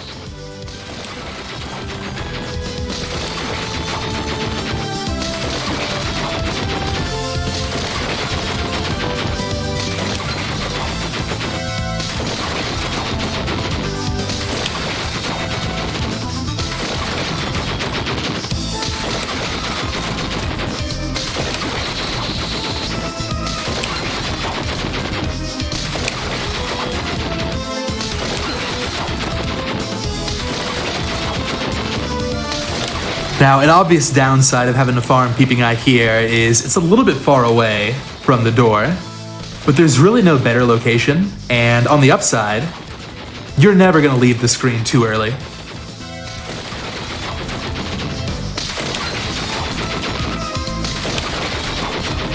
I was about to say, don't say that too soon. You never know what what might happen. It'll be fine. It'll be fine. Considering with how the luck has gone with this run, I don't know. I've had plenty of examples where I've certainly spoken too soon. But no, I believe, and I'm sure everybody else believes, that the game will be nice. We just want the game to be nice. Well, it's not amazing so far, but it could still be good at least if I can get it relatively soon. Thankfully, the next enemy that has this drop rate is the ghoul enemy. You can see a few of them in here, but it's faster to farm them later. They kind of pop up from the ground. They're the upgraded zombie type. And they spawn infinitely, so you don't even have to leave the room. You can just wait for more to spawn. And once these 2 are gone, they're basically the worst farms left. I'm not going to say it's smooth sailing from here. I mean, we still have Final Guard, we still got Iron Golem. But in terms of the sheer drop rates, this is the worst of it right here.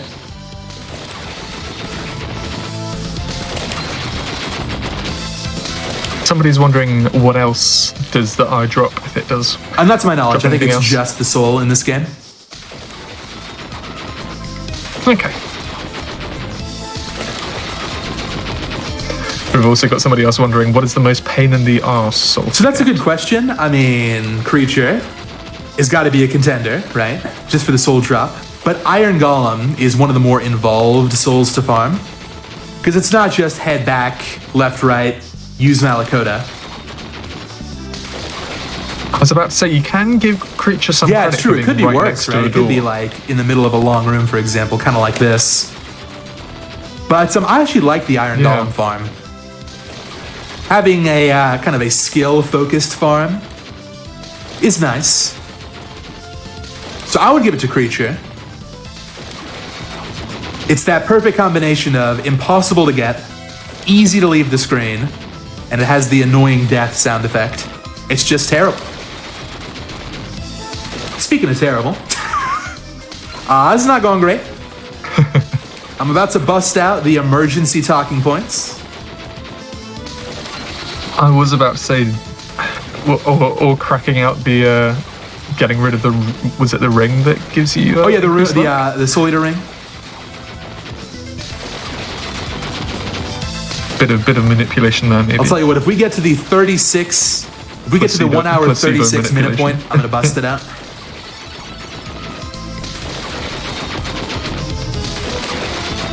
That one's really got to be used sparingly, I think.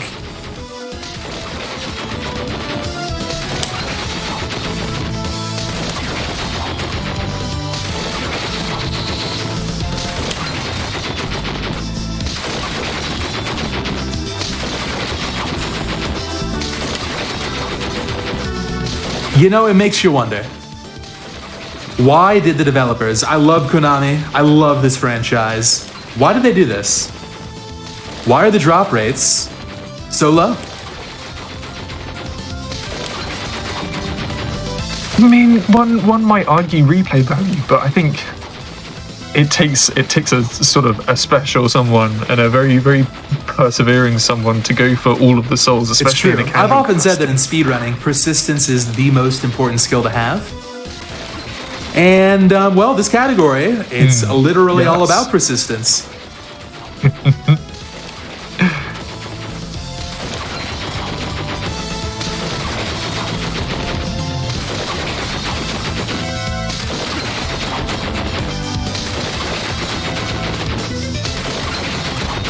All right, I'm gonna bust out the manip. I'm giving it one try.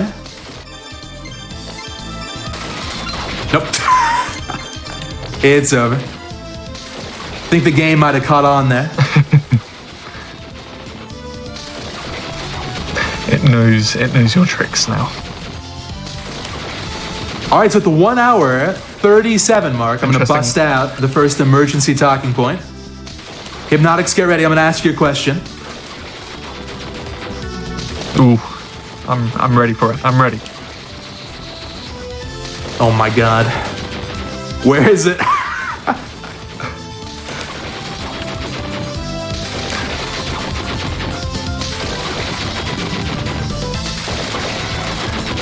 I've just got to say that I want to hear everybody's best eye puns. We've been getting a few in. Oh yeah, puns always welcome, so far. of course. I'd love to hear the best ones. Yep, Someone said classic. I can't stand this, which fair enough. I think we're getting to that point as well. All right, here we go. Hypnotics, are you a coffee drinker or a tea drinker? Any kind of caffeine? Oh, I know it's the stereotype for especially British people to enjoy a tea, regardless of a coffee as well. But I genuinely don't actually like hot drinks. I might be the worst person for asking questions. I knew nothing about Castlevania, and now I don't even. I got you. I drink both. I'm kind of an avid coffee drinker myself. I take it black. It's kind of a meme on my stream. It kind of keeps the stream going, especially in long categories like this one. Coffee really does help out. Oh, I can't imagine. I think a lot of speedrunners can get behind that motivation, behind a little bit of a caffeine kick through coffee. I still haven't gotten it. Someone said, "Oh my god, I'm meant to bust out the second emergency one." All right, chat, please feel free to ask any questions about this game, Castlevania as a whole. I do try and speedrun pretty much all of the handheld Castlevanias, so I can talk about any of them, really. I'll say this, for example, my first Castlevania was actually Circle of the Moon on the GBA.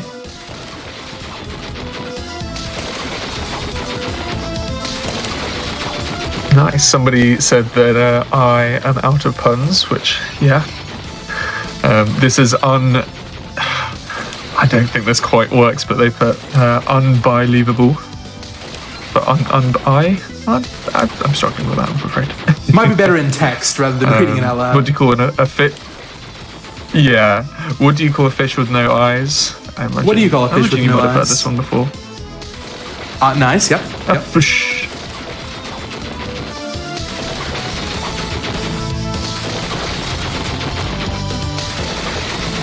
Nice, and a lot of opinions on hot drinks. Do we have any kind of consensus, coffee versus tea? I'm guessing it's an active debate. Let's have a look. Some folks, there's definitely some good rep for coffee. I can see that. Whilst I'm looking through the coffee fans, somebody's wondering, what's your favorite food in this game? I know we had a few mentioned earlier. But don't know if there's any particular one. Well, there are the cake truffles, which we got earlier. I like those because they're like a full heal and they sell for a lot. What else, though? Any other good food items? I might also go with Tasty Meat, which is the Castlevania classic, the wall meats.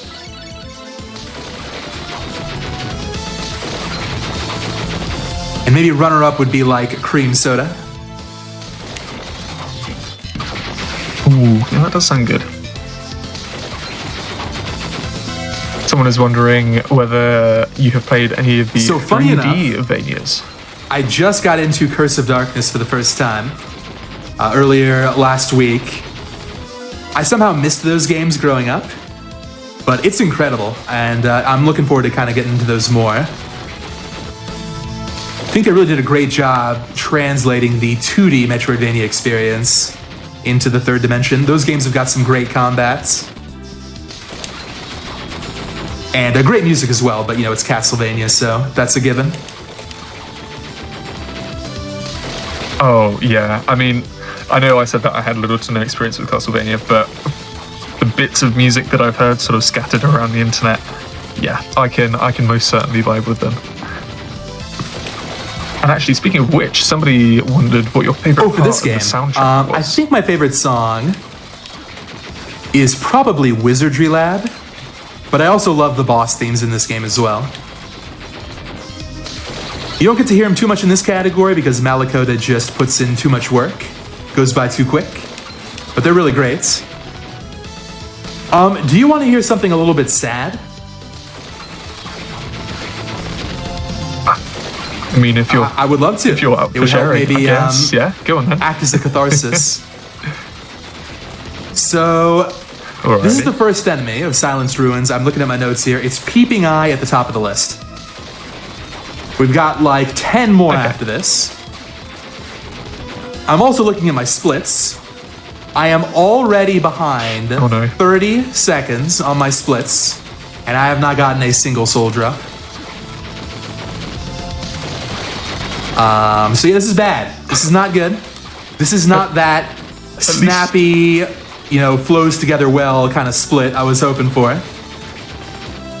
At least you only need one, right? Let's hope.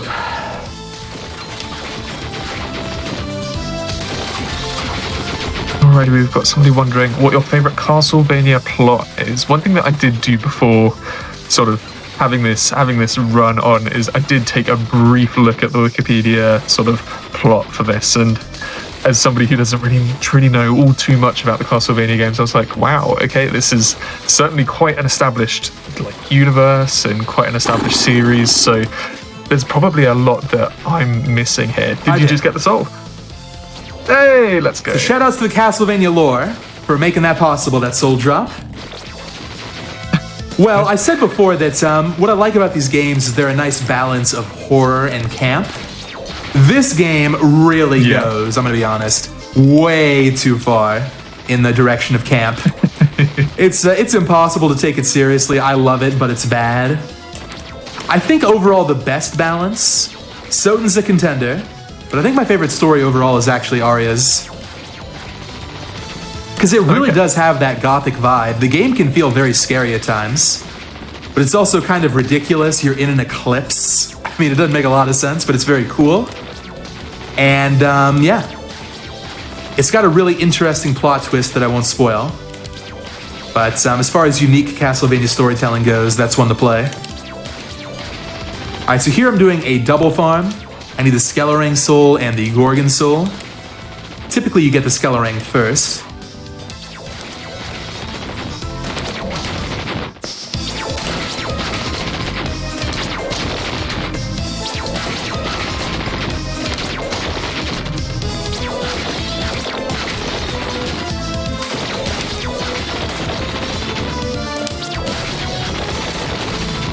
So yeah, here I'm going through all 3 candles to replenish my MP a little bit, then I'll go back to the double farm.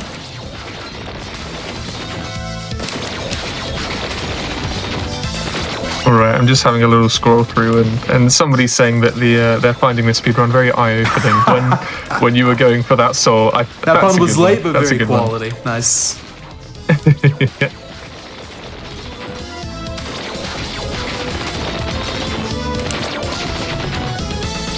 Alright, so let's take a look here. The souls we got left to farm, we've got Skelerang Gorgon, Dead Crusader, Skull Archer, Ghoul, which is the rare one, Dead Mates, Larva, Homunculus, Merman, and Ghost. And I'm already behind about like 3 minutes on my PB. Now PB had a great split here, so it's not too surprising, but that hurts.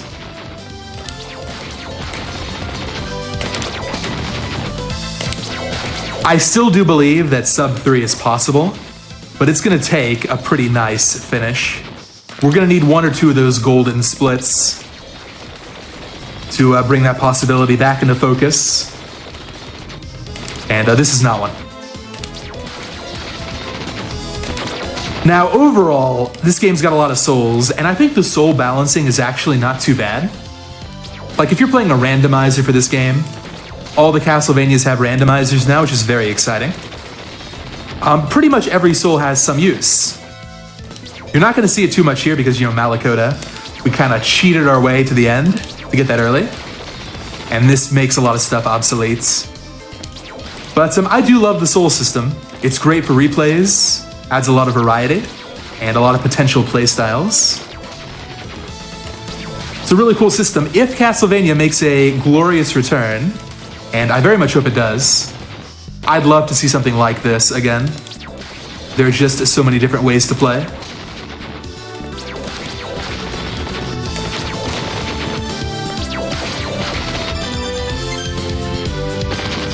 Quintuple checking on the Soul Eater ring.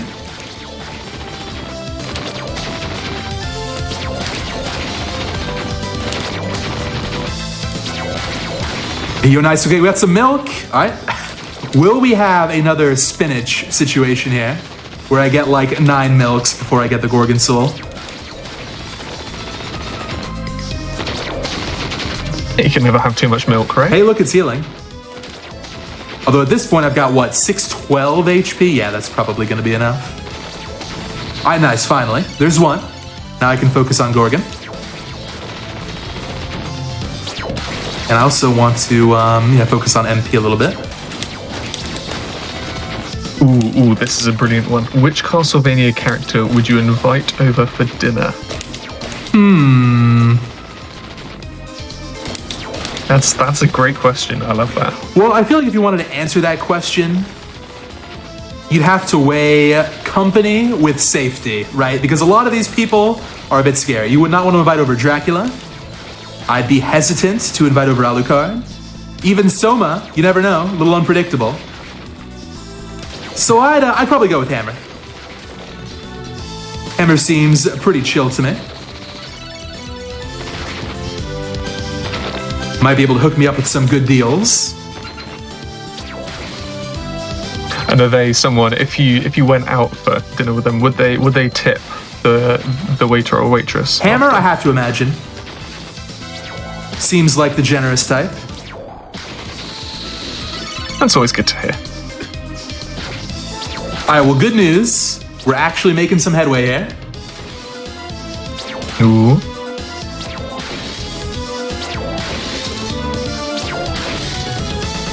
It's gonna be this, then I'll go and fight the boss. It's been a while since we've had a proper boss fight. I mean, not counting like... Someone said that. Not counting like Creature, which are boss fights in their own way, I guess. Peeping Eye, the final boss of all souls. someone said that Hammer would sell you the dinner and that it would be a dinner of spinach and cheesecake.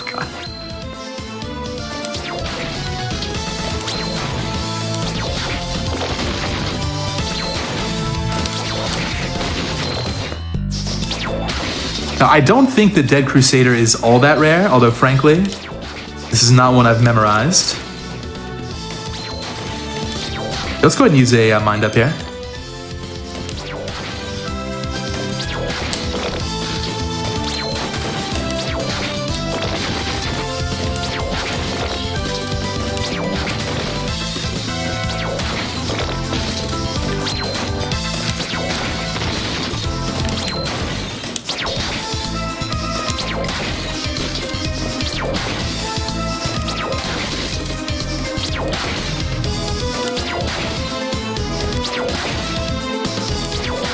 Nice. I see that you're managing to consistently hit this end as soon as I say it. Of course, as soon as I say it. I was about to say, you're doing a really good job of hitting this before it's guarding. Lo and behold, it starts guarding. Yeah, if you get too close right, I'm while just holding quiet R, which you want to be doing for Panther, that'll automatically activate the guard. This enemy does have a very rare armor drop, which is the blocking mail. It's not actually going to help me. But wouldn't it be something if in this run of all runs, I got blocking mail before the soul? With the way things have gone, I'm not going to rule it out.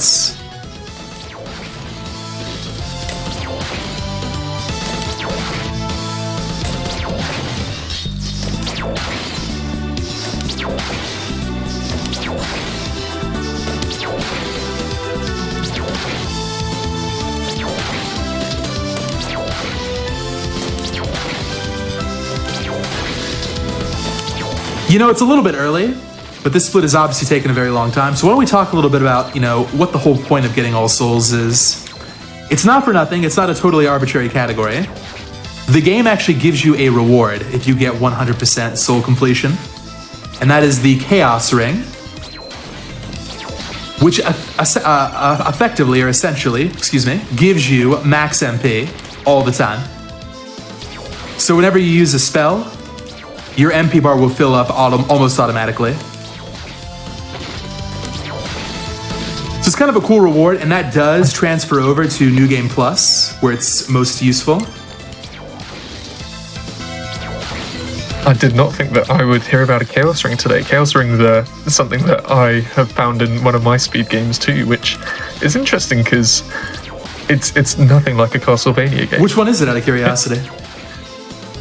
So it's from a Sonic game. They've had Chaos Rings in those as well. So hey, maybe this totally means that Castlevania and Sonic the Hedgehog universes are canon to each other. I often make jokes about how Castlevania is an SMT game or a Fire Emblem game or whatever. So yeah, let's throw Sonic into the mix as well. Yeah, why not? Why not create this whole multiverse? I bring up the Chaos Ring because it's actually slower to get it, which is very sad.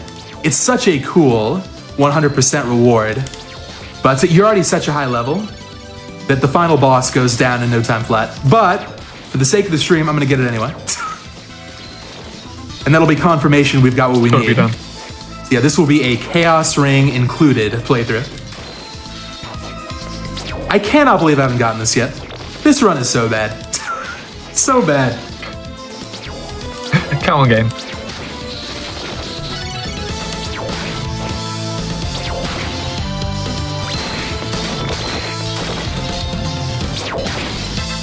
I mean, I'm half tempted to take a break and go fight the boss, then come back later. But you really want to stick with it, even though it can get tedious.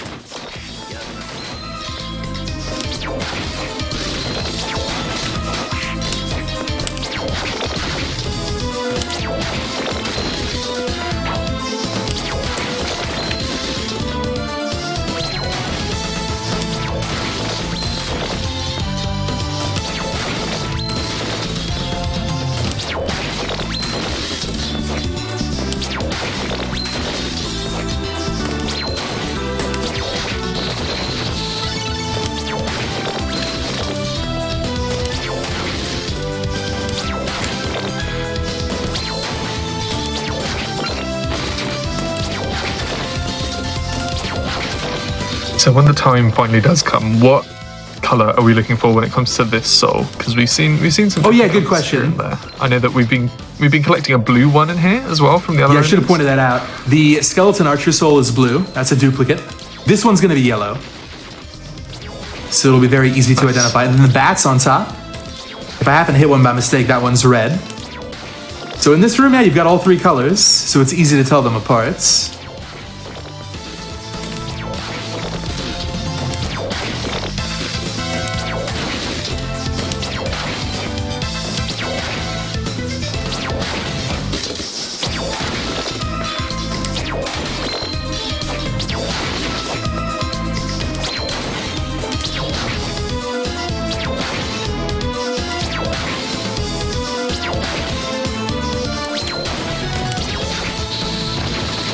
The wrong one, once again.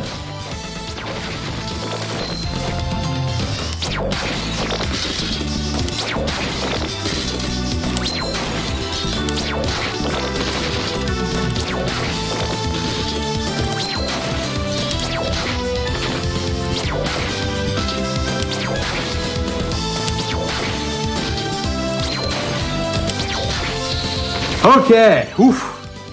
That is not one I expected to get walled on. Very interesting. All right. Let's just hope that means that there's one later on that will be much. Well, much how about this one right here? Here we've got the other rare one. This is that one I was talking about before, kind of hyping up. The ghouls here. It's 0.78. Now there are a lot of them, but this soul often takes forever. If this goes quick, oh, I can't believe that. I spent like 10 minutes on the first Dead Crusader. I get the second one instantly. Oh wow. Man, that's the worst feeling. If this one goes quick, I'll somewhat forgive the game for giving me such a hard time. Okay, nice pendant. Not the drop I need.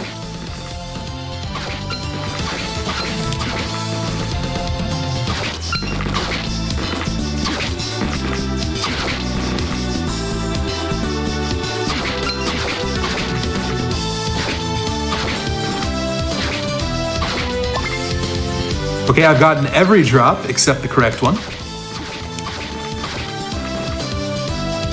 Come on, game. Come on.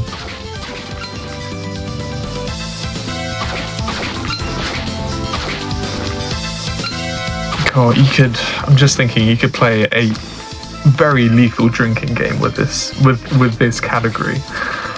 But every minute spent in a sort of in a farm trying to get a particular soul, just take another swig of something. You'd be fairly spaced out by the end of it, I imagine.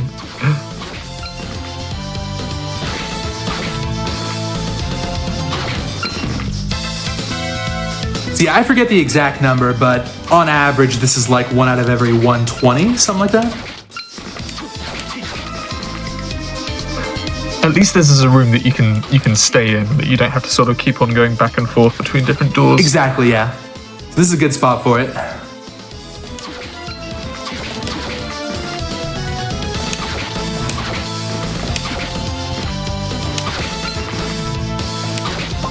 Another one.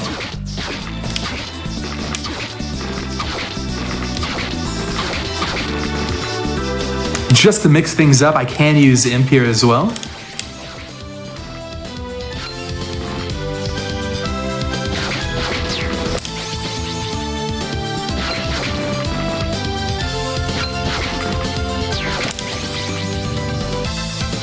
Hey, not bad. That was actually pretty solid. Hey, nice.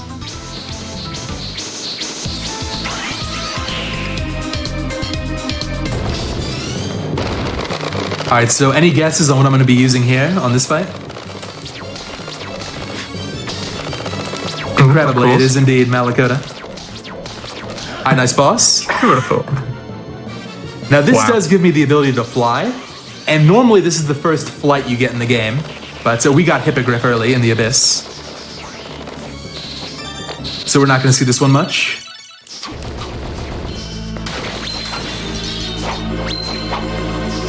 All right, so next up we've got Dead Mates.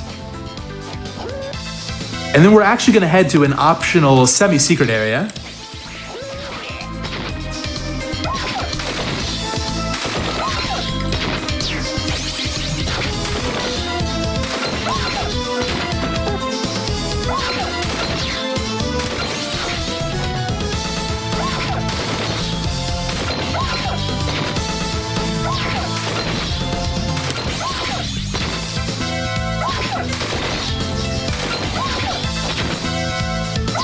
Nice. Whilst we're doing some sorry, back and forth in this room.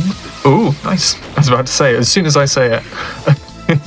But those of you, if you're watching on YouTube, then firstly, hello. But also, if you want to catch all of these runs as they go live, then twitch.tv/gamesdonequick is where you can find us. We will be starting at weeknights at 7 p.m. Eastern and on weekends at 1 p.m. Eastern. Now, it's been a while, but here's another cut-all zip. All right. So yeah, just a few more enemies here. Yes, he's still got it.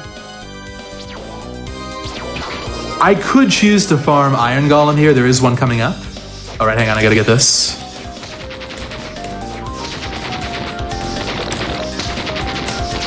But typically, it's better to farm it in the Demon Guest House, which will be coming up soon. These are relatively quick. Nicely done.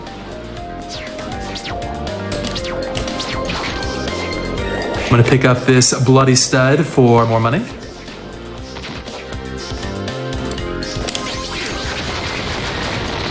Oh well, it's fine. Merman is so easy to get. I think that's the first time, though, this playthrough I've left the screen too early. Hopefully that does not happen again.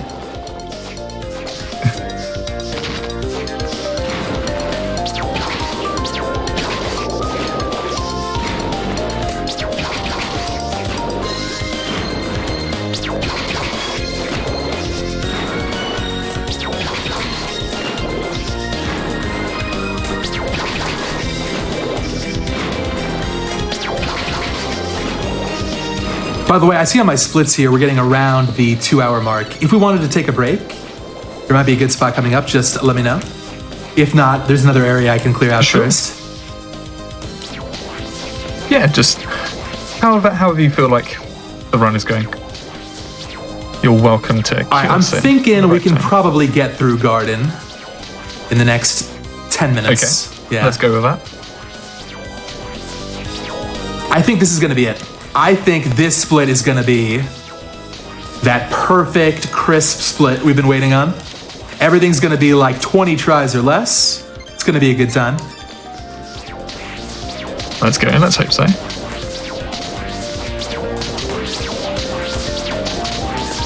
This soul, very rare, but there's a lot of them. So just to remind the folks watching, what is your current personal best? Right, so my current personal best is a 228.35. And I have my splits pulled up right now just to kind of keep track of how the run's going. I am not, unfortunately, going to share what the timer's at right now. It would really be too sad. It's deeper in the red sometimes than you could possibly imagine. Sometimes some things are better left unsaid, yeah. You know what that just means? It's gonna be an even better comeback. Oh, so true. We're gonna get golds everywhere. All right, we're out. There are the ruins. Now we're gonna take a quick shop trip here.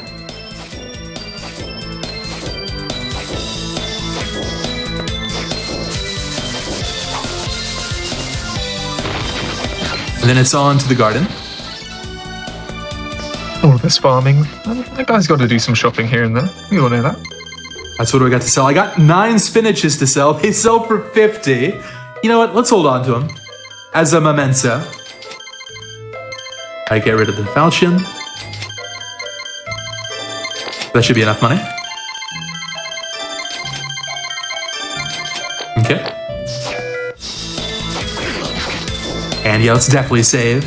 Would not want to go through that a second time.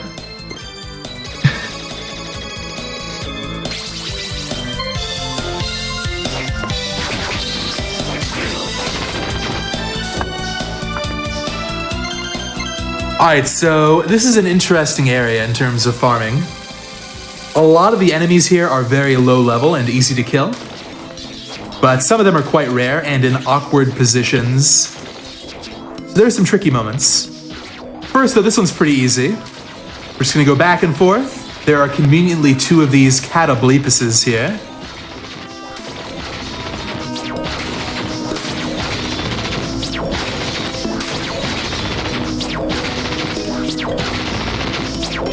And then right past this catoblepus is a rare skeleton farmer soul. I believe this is the only location where this enemy is found, and it's right smack dab in the middle of a pretty big room, which is too bad. So if this one happens soon, I might save a lot of time.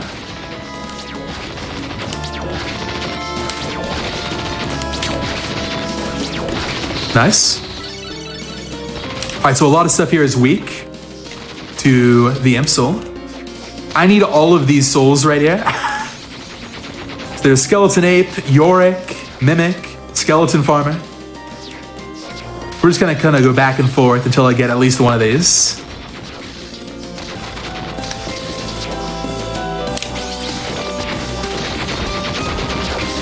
Oh, and Corpse Suite as well in the other room.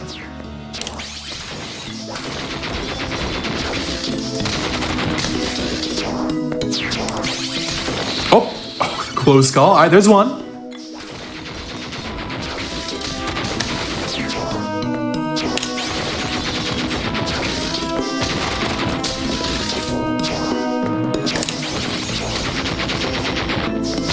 Okay, nice. There's Yorick. Very good.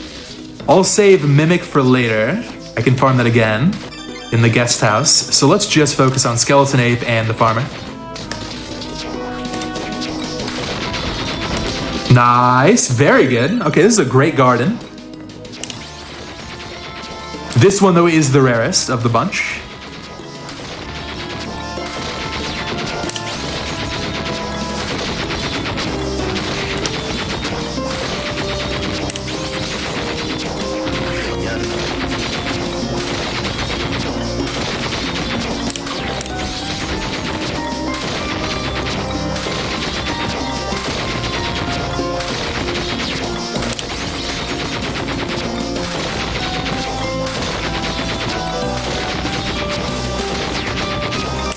You know, I was talking about a drinking game with this game earlier. I think truly the way to feel like you're, you know, having the Castlevania experience, I think you've got to have just a massive tub of spinach next to you. Oh, really? Every time. I thought you were taking that every time in a totally different direction. I thought it was going to be, you know, glass of wine, like the Soten classic. You've probably seen that, right? The opening cutscene where Dracula's drinking his wine. Tosses it on the ground. Oh, I might have. Yeah, that does. I thought about that too, but with this kind of category, it's risky because I think you're prone to throw it for real. All right, so what do we got left? Yorick, Skeleton Ape. Yep. All right, we got our snail friend next. Okay, hang on. Gotta go this way. I love the snail. One of my favorite enemies in Dawn. Actually, no, I'll farm Raikuda right here. This is not a bad spot. I know we've just gone past him at this point and we've done with him, but do Yorick and Head count separate like the bone arcs? So only the body counts for the enemy. That's a good question. Like with bone arcs, it's different. So if you destroy the head, Yorick will actually just keep kind of wandering around. It's kind of funny. It'll get like a panicked expression and kind of hop in place until it's defeated. So yeah, only the body counts. You don't want to get poisoned here. It greatly reduces your attack stat. And I believe your defense as well in this game. Nicely done. All right, so just one left. But should we say hi to Dario? I called this Malakoto weapon a lasso before, and we're going to see why. Gonna kind of corral Dario here a little bit. Nice. Poor guy. Yeah, I was not prepared for that one. Dario a little bit outclassed.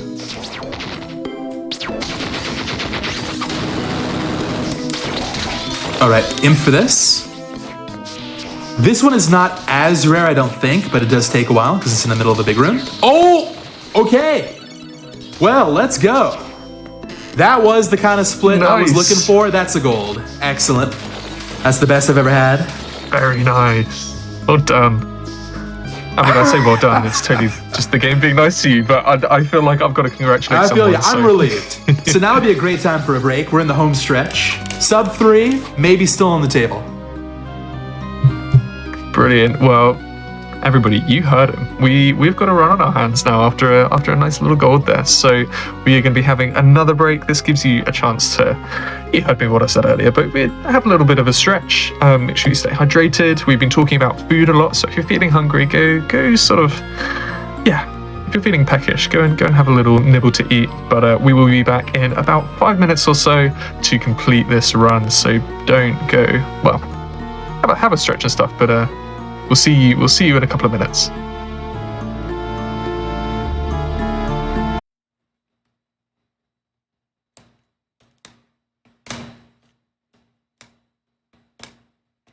Welcome back, everybody. We are into the last section of this run. This is Going Places. This is the GDQ hotfix, where we have a look at runs from around the world. Some of them are region exclusive, and some of them we take on our travels. They will be on mobile devices. So we are on the DS at the moment, and well, Jupiter's been taking us through an incredible run, and we're praying that the RNG stays on his side, because it's had its moments, but I think it can hopefully play ball for the rest.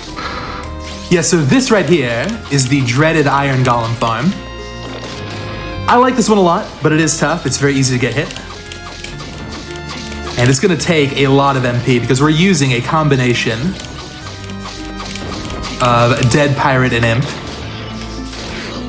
We want to get behind to do double damage, and we want to switch on over to target MP because Iron Golem's got a lot less. It's a pretty cool strat.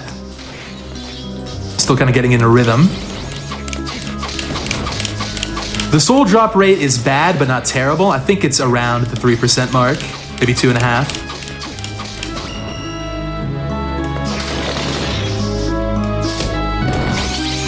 See, this is the only really rare soul in this area. The rest should be relatively quick.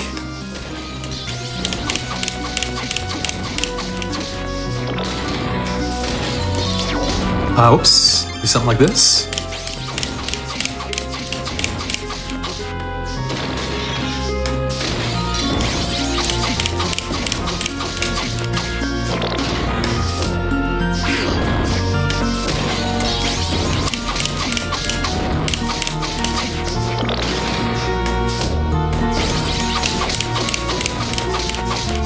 So do we know what drop rate we're looking at for this particular enemy? Yeah, it's something like 2.5 or 3 in that ballpark. Okay. I assume again with the booster. Yeah, without Soul Eater Ring. In fact, let me check again. Yeah, we got it on. Yeah, without this, it takes a really long time.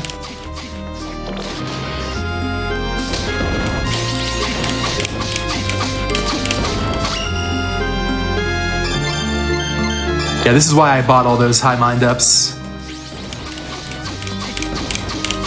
It's going to be good for this, and it's going to be good for the final guard farm, which is another long one. But that'll come down the road. So it might have been something that you mentioned earlier, but other people might not have heard it. What do the mind up potions do for you in these? All right, sorry, I should have explained that. It's kind of a Castlevania staple, so I take it for granted. But these will give you more MP, and it's a percentage. So at a high level, high mind ups give you back a lot. So we got 9, hopefully don't need that many.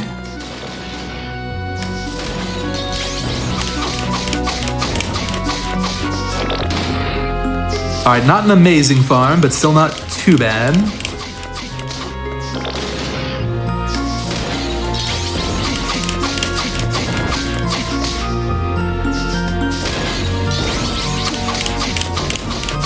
You know, I just noticed you can panther through for the final hit. That's kind of a cool optimization. All right, GDQ first. There you go. New strat. And I got rewarded with the soul drop. Very nice. Alright, so I need a lot of stuff here. This room is incredible for farming, as you can see. Just all kinds of enemies here. Nice.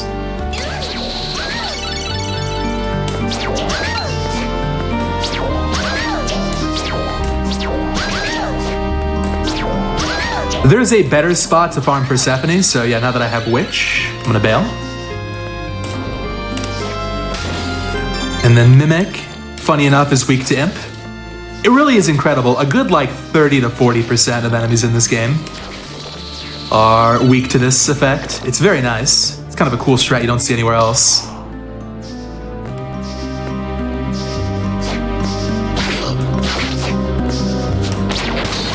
Nice, okay. Another great room for a double farm here. Hoping to get Devil. Now this soul, if you've ever watched a glitchless speedrun for Dawn of Sorrow, this thing is crazy good. It'll drain like 10 HP per second, but on the flip side, your attack, your physical attack, gets like a triple boost. Not as good here, but in other categories, very nice. Alright, so actually we're almost done with this area. Nice. Alright, 2 more.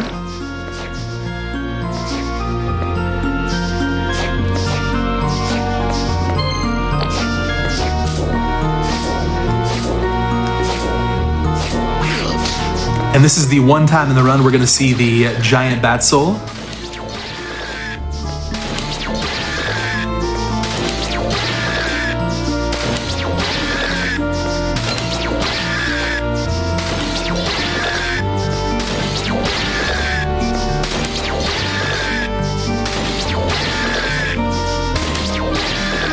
Hey, nice hamburger. Might as well keep with the food theme. Now, interestingly, kind of like in Aria, in Dawn, there are 3 souls that you have to get to unlock the true ending. We talked before about how you need Paranoia. Well, to get to Paranoia, unless you're using glitches, you need 3 specific souls to break through 3 of the red walls, and this right here is one of them, the Killer Clown. You'd think the game would cut players a break and make the soul drop rates high for the required souls, but no. Of course not. This is Dawn we're talking about. Everything's rare. Okay, so just use bat to get through that little hole there. 1 farm left, and then we're actually gonna fight another boss. This one's rare, but there are 3 in this room.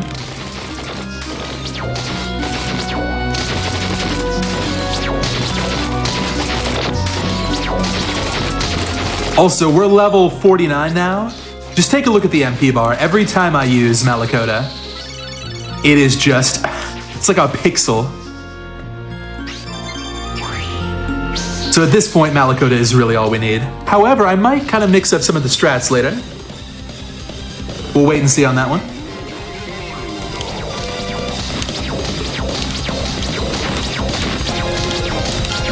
Nice. Alright, so as far as the actual skill portions of this category, it's been nice. I've yet to miss a seal. I really hope that continues. But we have not yet seen the most complicated seal. That'll come up pretty soon.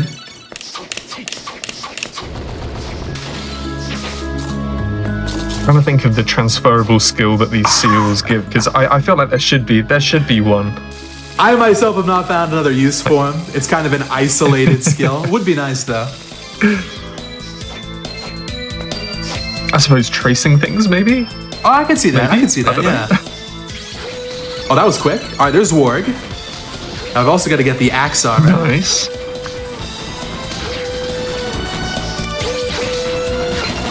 Nice. Yeah, these shouldn't take too long. Very Like good. I said earlier, some of the rare souls are front-loaded in this category. There's the other Peeping Eye you can choose to farm. I wouldn't recommend it. This right here is very cool. We're actually going to use Waiter Skeleton to get this secret Yeti soul.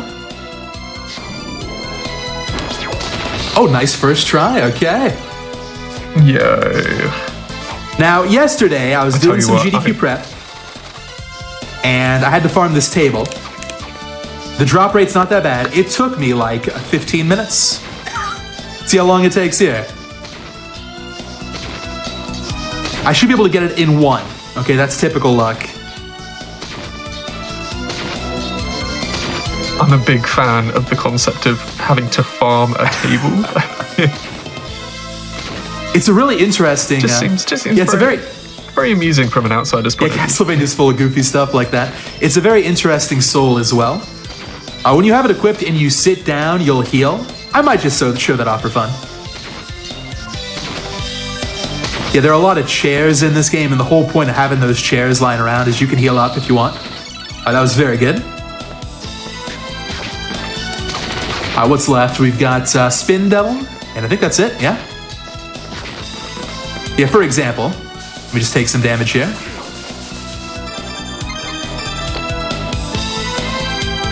Just like that. Very cool.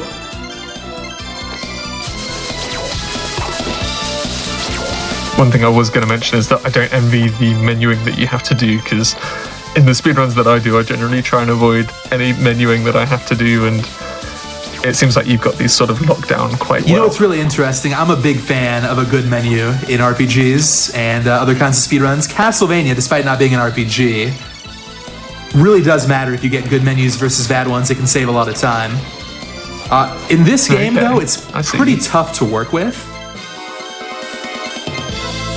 Actually, you know what? Let me just go this way. It's going to end up being faster. I didn't grab the Wizardry Lab warp.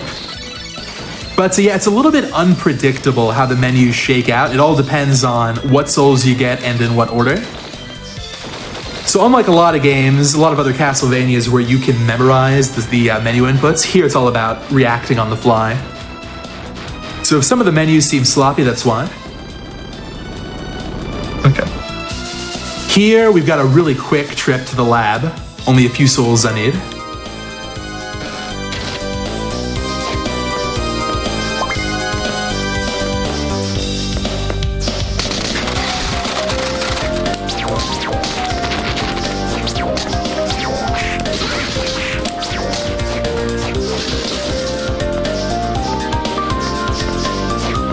Here's the first one. This is a good room for this, double Manticore. Now, interestingly, in Aria of Sorrow, Manticore is widely considered the best soul in the game. It's like the Malakota of Aria. Here it's not bad, but it got a serious downgrade. It just summons a tail you can use, which is fine, but we've got the better tail already. Alright, so now Slaughterer and Bomber Armor.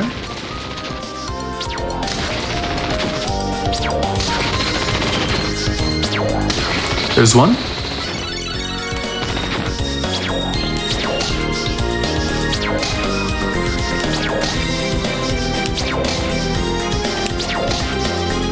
Again, to me, this just looks like a guy that wants to show you his bomb that he's found. You just keep on slapping it out of his hand. Poor guy. Yeah, at this point, pretty much all the enemies in this area are extremely harmless, although it's easy to die if you're not careful when you come here the first time around. Alright, so I just need slime and we're out of here.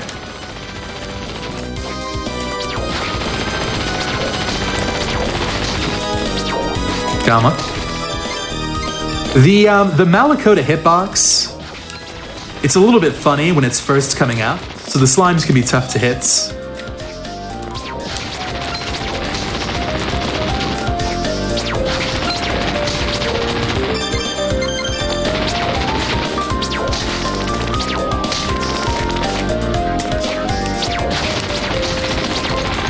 Gamma.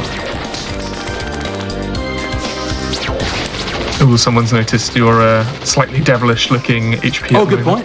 Yeah, what level are we at right now? 49. Okay. I think we're going to end up being around level 55 by the end of this run.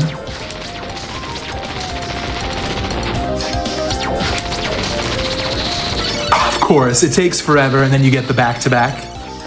That's a Dawn classic. But we're out of here. Next up, we got the clock tower. This will be very quick. I've only got to get 3 things here.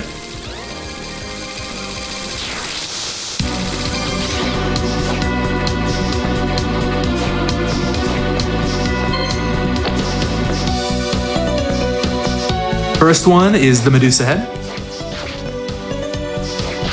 Now this one is the same tier as Creature and Ghoul and Peeping Eye, but there are so many of them, it's even quicker than Ghoul. This shouldn't take more than, a few minutes. And you can just panther through. Famous last words.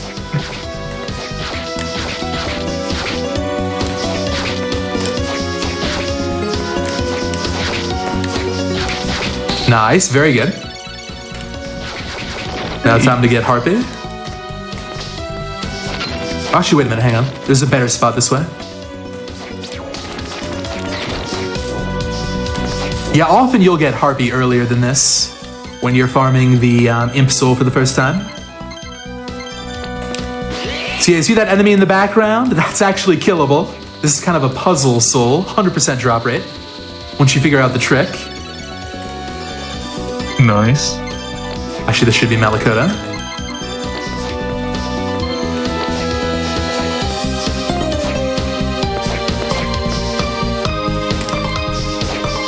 And then for different games, I know this isn't sort of a true, well, I don't think it, well, I don't know whether it's recognized by the developers as a sort of thing that needs a counter, but to sort of keep track of things, I know you've got your notes for this, but is there a way of sort of going into the game and seeing, oh yeah, I've collected this many souls, or have you just got to make sure that you've accounted that's for a great everything? question. Thankfully, this game does kind of consider all souls to be 100%.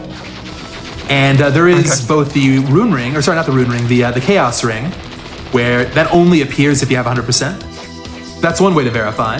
And the other way is there's actually an in-game bestiary, and that has a number for the soul rates. So for example, right now, we're at 80% even. So we're getting there. Nice.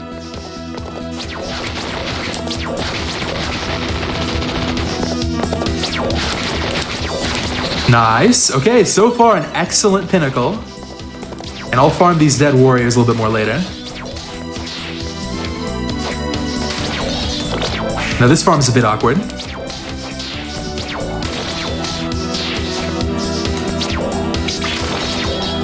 Come on.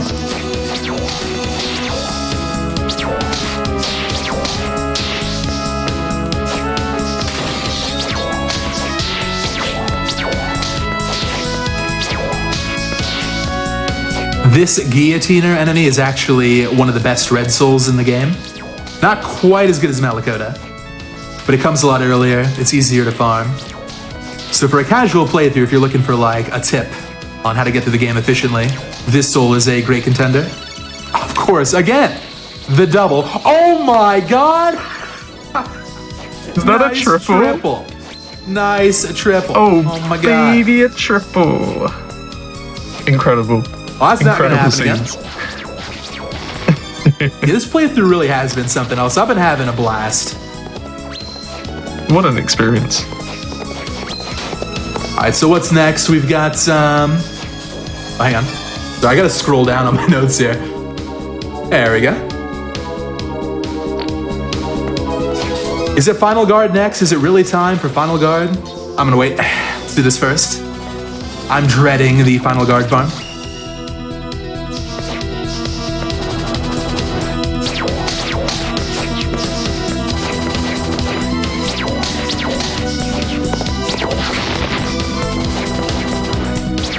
The nice thing about this farm is, once again, there's a save point right close by for when I get low on MP.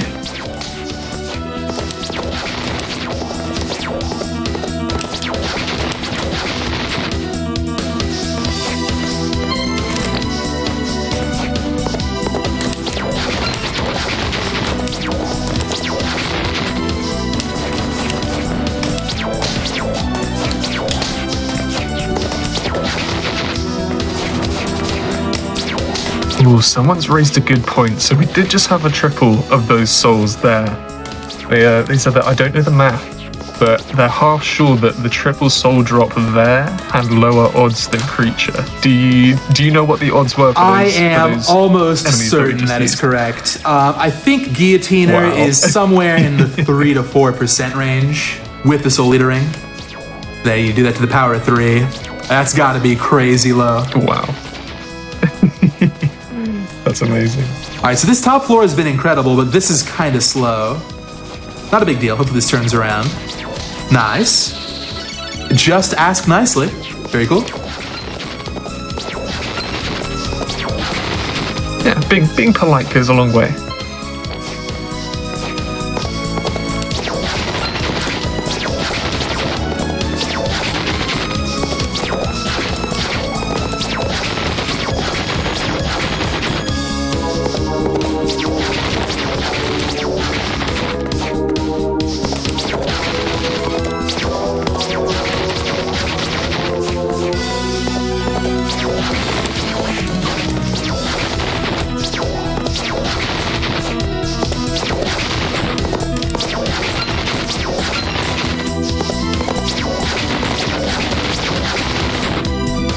Alrighty, I think someone has done the maths for that. Apparently, the chances of getting that triple there would be about 0.0027%. 0.0027? Did I hear that right?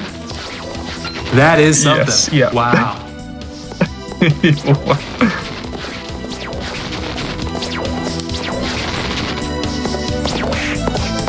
You know, it really is kind of fitting for this run. I get insane luck, and it's for something that does not matter one iota. Oh well.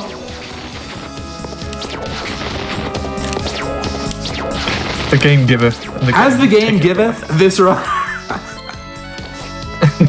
There, I can't get greedy. There is still a chance this sub threes. If that happens, all will be forgiven. The game and I will be back on good terms. But it's gotta be an insane final guard farm. And this part is not helping.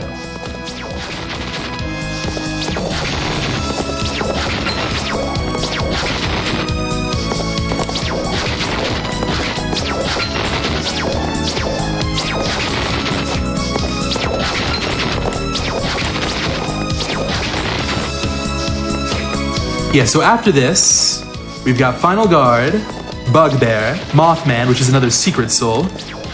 And then I'll get to show off how you unlock the true ending when we fight a Goonie. In fact, I might do that right now. This farm is not going great. I'll give it a few more tries.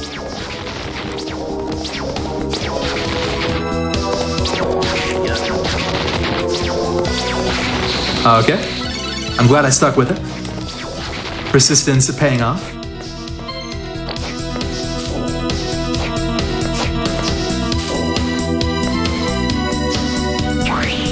So yeah, ordinarily, you come in here, you fight Dario, and the credits roll.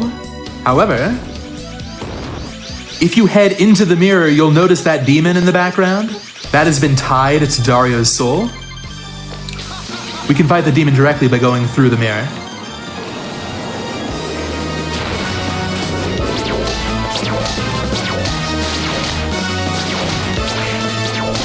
I'm enjoying the colors that are going on in this stage. This is good fun. Yeah, I think this area looks fantastic.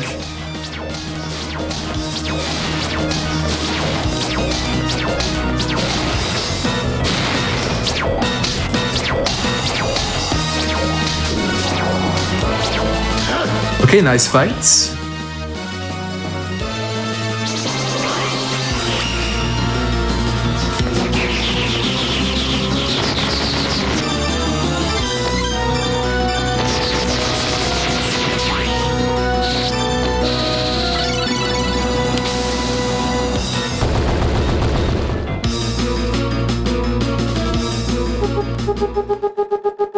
Interestingly, you can skip every cutscene in this game except for the cutscenes that have to deal with like unlocking a particular ending. So that one you gotta mash, but most you can skip.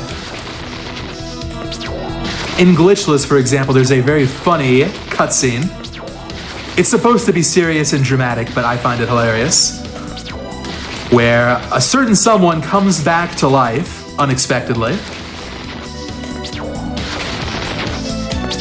And you gotta just mash. It's like 2 minutes of downtime. Thankfully, we can skip that in All Souls. Nice. Very nice Bugbear. Alright, so yeah. Final Guard and Mothman. That's all I need here.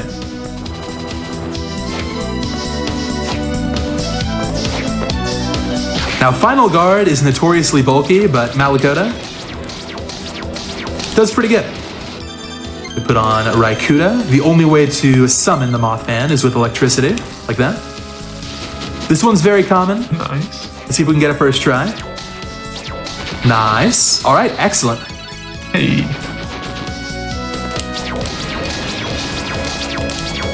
All right, so my game plan here is I'm going to use all of my mind-ups. If I don't have the soul, I'll go back to the shop and make one final shop trip. Because then we're going to head into the last two areas. We're almost done.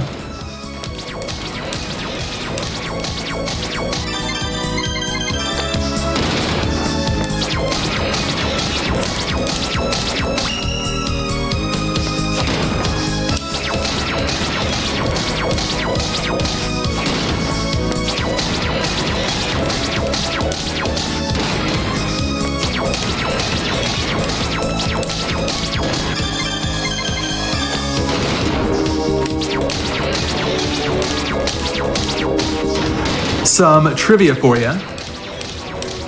The best weapon, or at least debatably the best weapon in both this game and Aria of Sorrow, is called the Claim. The Claim Soleil. That's not actually how you pronounce it. I apologize, but that's how the community at large pronounces it. In Aria, it's just lying around. It's secretive, but you can just find it. In this game, if you want to get the best weapons, you've got to use what's called weapon synthesis. It's almost like a branching upgrade system where you combine a weapon with a soul and you lose both the weapon and the soul, but you get something better. Final Sword is part of the requirements for the best weapons. So, yeah. A lot of people will farm this soul even in their casual playthrough.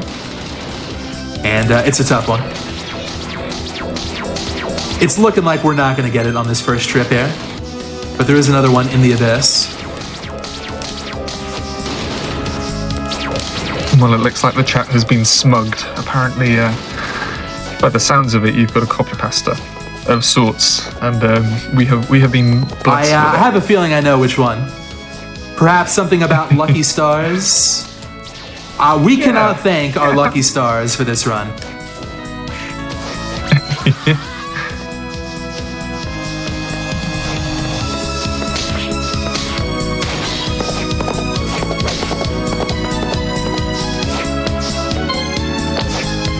All right, so yeah, one more trip to Hammer. The final guard farm has been postponed. But I've only got like, what, a dozen enemies left to farm? If this is an insane abyss, we're gonna get sub 3. If not, it'll still be relatively close. So, wish me luck, everybody. This is the home stretch here. Good luck, good luck. I'd say one thing that's worth noting is that I think Jupiter's sort of timer has been running throughout the breaks and stuff like that, because what we're looking at on our side at the moment is just over 2 hours. Oh, 30. right. So you guys paused the timer during the break, eh? Oh, in that case, hang on. This might be sub 3 for free. But I don't want to say anything. This run has been unpredictable. But that's good. I got more time to work with than I expected.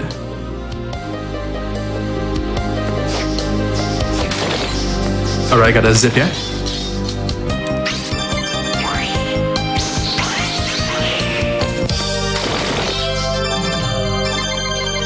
Yeah, this right here is sadly the last sighting of the Imp Soul. It has been such a trooper, helping out so much, but this is the last enemy that's weak to it. And that makes some sense. We're kind of hitting the end game here. It's tougher to cheese things at this point.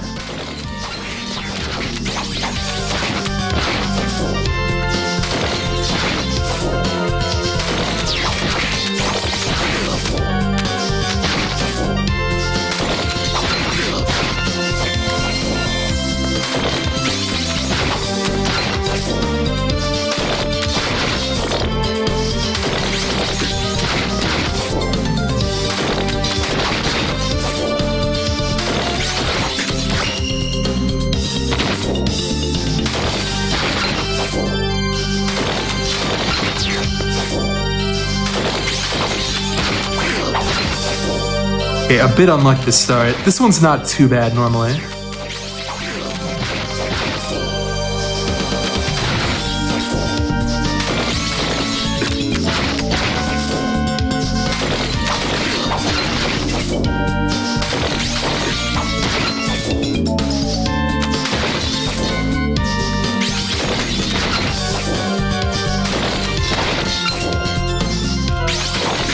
You know what? I just noticed my HP is getting a little bit low here.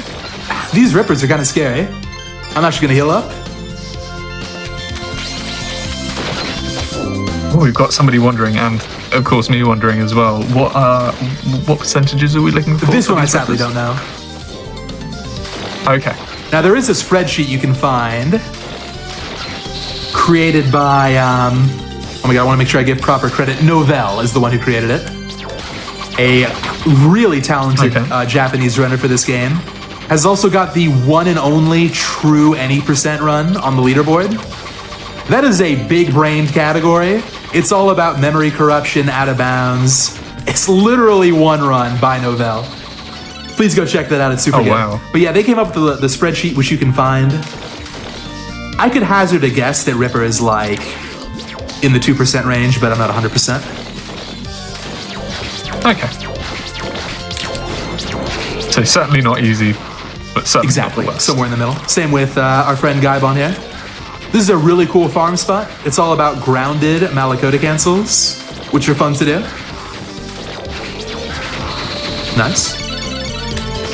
Nice. And yeah, just hand jelly, that's it.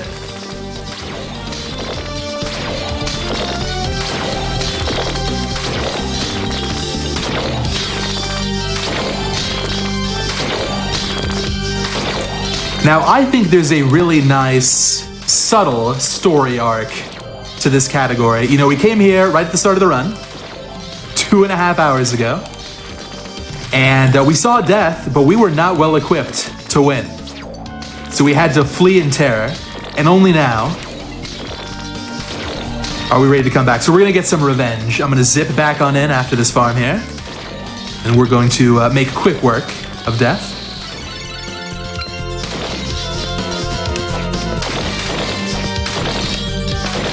But just in case Death decides to pull out some moves, how about a save?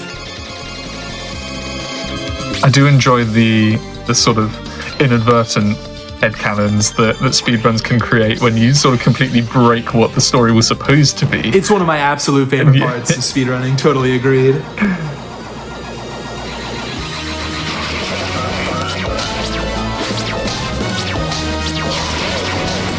I can think of one example where there's like, just to sort of like put it very simply, there's one character's goal in a game full of loads of other characters to lo and behold, and there's like one big plot element, and he's got to fix it all together, and he gets all of the pieces for this thing, apart from one of the stages where you just completely skip it. You skip having to collect very important elements, so the thing never happens. Like, the true ending is never truly is found. So yeah, I don't know. That was very I gotcha.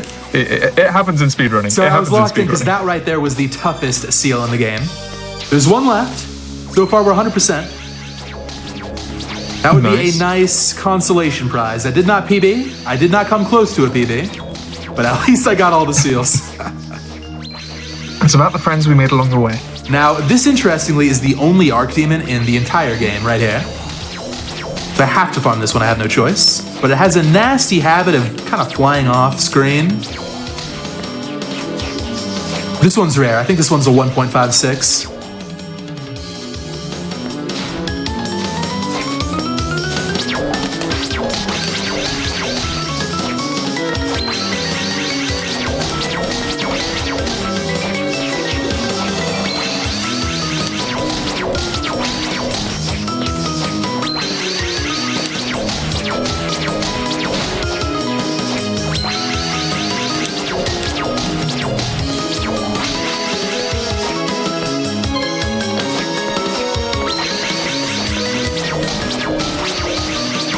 So just to get everyone prepared for what's to come, let's do a quick rundown of the foes I have to farm here. It's Arc Demon, Alistor, Heart Eater, Frozen Shade, Stolas, Molokai, Aranis, Mud Demon, and finally, the final farm is our friend, the Giant Slug.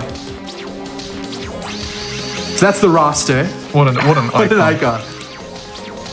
We love a Giant Slug. Now, if you've played this game, you'll know a lot of those enemies are quite bulky, and I've also got to throw in Final Guard somewhere in the mix. So this could take a while. When you're on a good paced run, this is a very exciting and nerve-wracking split because it can make or break your run up to this point. Like, even if you have like first try Creature, 10th try Peeping Eye, if you get a bad Abyss, you're losing 10 minutes.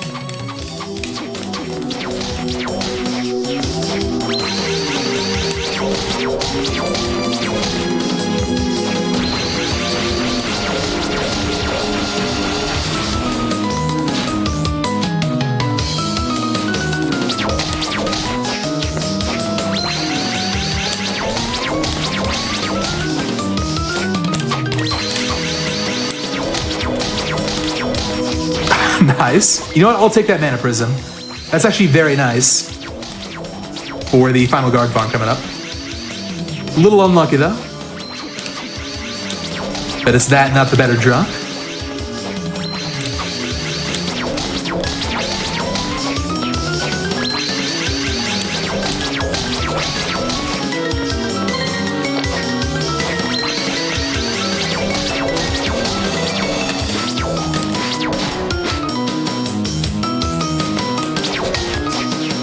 Well, needless to say, this is a bad start.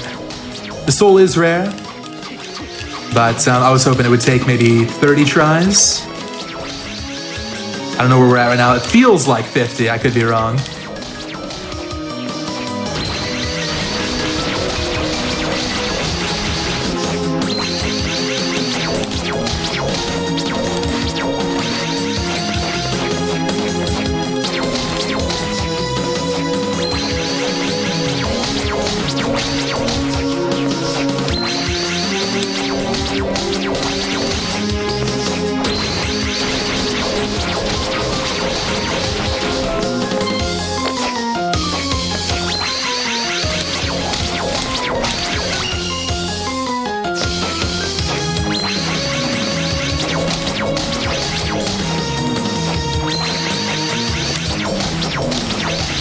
While we're here, any questions in chat? I don't know if it's still like copy pasta going on or emotes or whatever.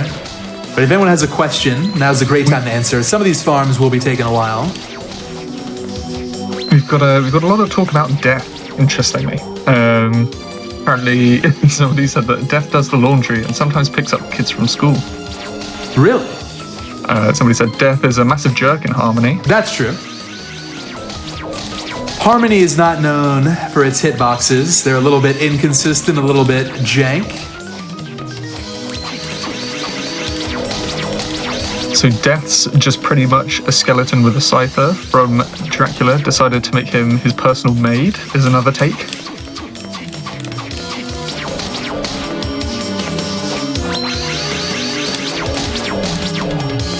Oh dear, this is one of those farms I'd love to put off for later, but like I said, it's literally only in this one room, so I have to stick with it. Well, I've been seeing this cropping up a bit. People ask about Bloodstained. Is that something that you have? So I have not run that game, and I have no plans on running it at the moment. I do think it's a very good game, but for me, it's kind of. Well, there are two things that keep me from it. Number one, there's just so much Castlevania to be played. I've got a lot on my plate. My focus is trying to become, a better player at all of these Metroidvanias. And then, I don't know, number two, it just feels like, why play Bloodstained when you can play the real thing? Bloodstained's very good, but it almost feels like a mishmash of various ideas from Castlevania. Yeah, I feel that. I get why you'd rather the OGs over that. Now that might be a little bit of a controversial take. I know a lot of people who swear by Bloodstained as being the best Igavania. And it's got a lot going for it. It's got a lot of content, some great movement. Someone wonders what happens if you cuddle zip inside a mirror. Is that something that is doable or not? I have not tested it much myself, so take this with a grain of salt, but I don't believe it is. Because there's no way to leave the room. The way the cuddle works is that you reload in the middle of a room transition from out of bounds. Are you kidding me? 2 mana prisms, no soul. But yeah, when you're in the mirror, I don't think that would work.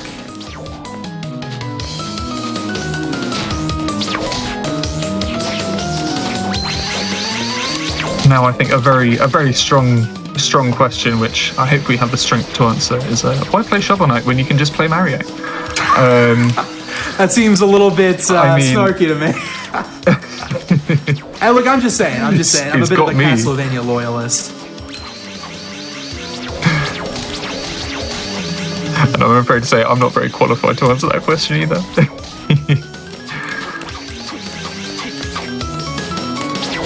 Hey, let's go. Shoutouts to Shovel Knight. We're moving on. There we go. All right, next up, Alistor, another long farm. Brace yourselves. All right, I was kind of hoping that would summon a first try. Oh well. But yeah, kind of a cool strat here. It's a forward Malakota or a backwards Malakota, then a forwards Malakota like this. And then if you can get the right knockback, that'll work. And you don't have to wait for the sword to disintegrate. As soon as that second hit connects, if you get the soul, it'll spawn immediately.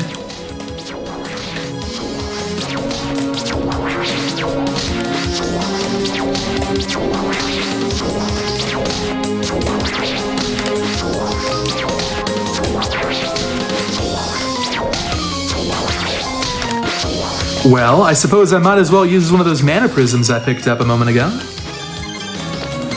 No sense hoarding it.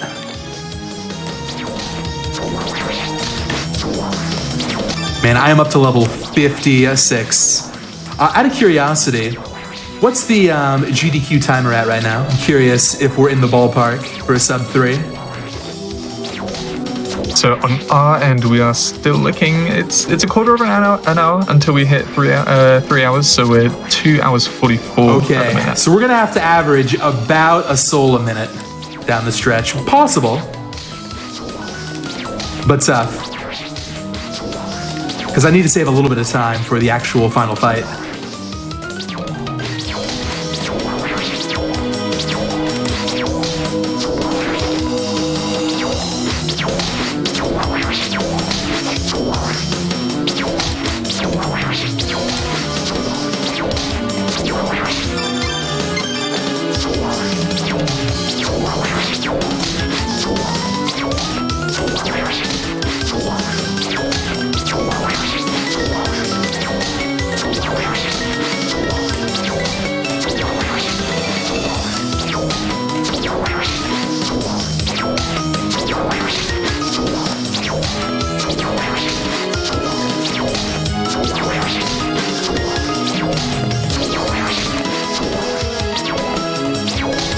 Currently, we are not averaging soul per minute.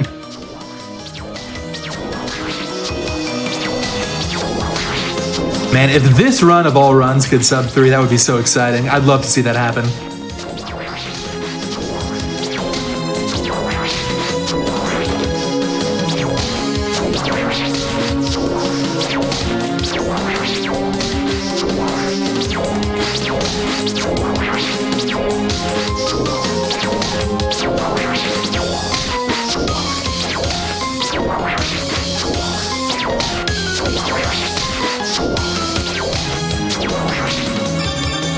I think that is the 7th time this run I've checked to see if Soul Eater Ring is equipped. It has been equipped. The luck really is that bad. Nice. I just complain. All right.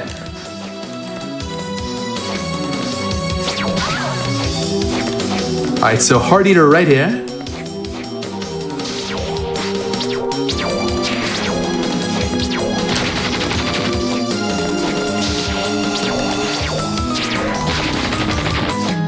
Now, this is actually a recent reroute.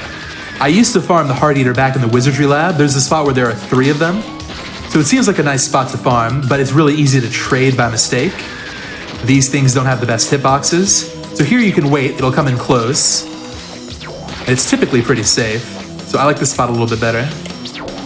You've also got more MP at this point. Oh, the double soul. Beautiful, hang on. Back on pace. I just collected Mud Demon, very nice, which lets you move through this sand a little bit more quickly.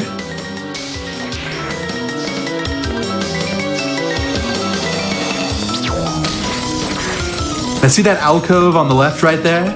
That's where we're going to be picking up the Soul Eater ring. Or excuse me, the Chaos ring. It spawns only after the Soul Tracker goes up to 100%. Ah, okay.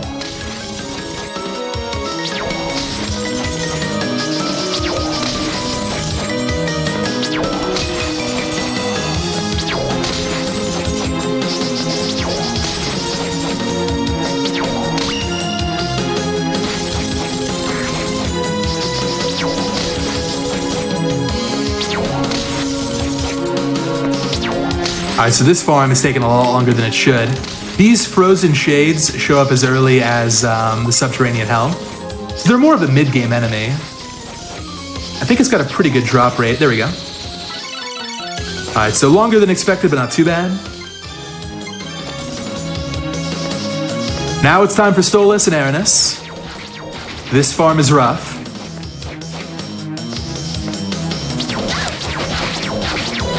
Stolas can also drop a Mana Prism, which can be nice. But just consider, you know, I'm level like 55 plus.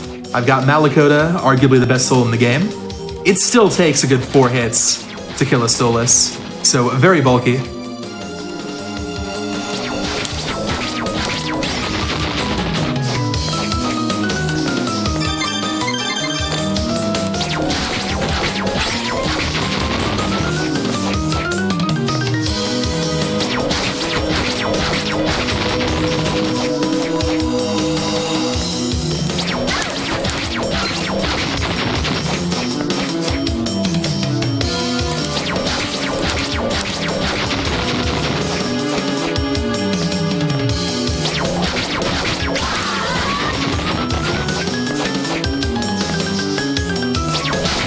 Nice. Okay, there's one.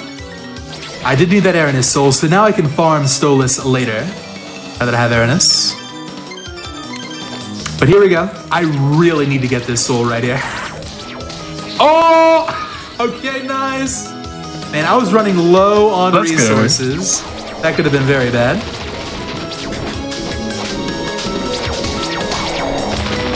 Alright, so yeah, this Abyss is looking kind of good. Except for that Archdemon farm, that was atrocious.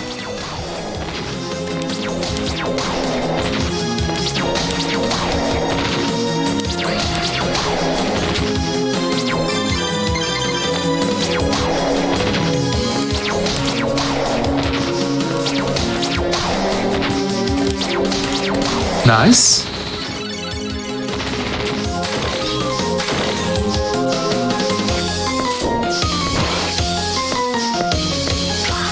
Now, ordinarily it's faster to zip into Abaddon, but I do want to save here.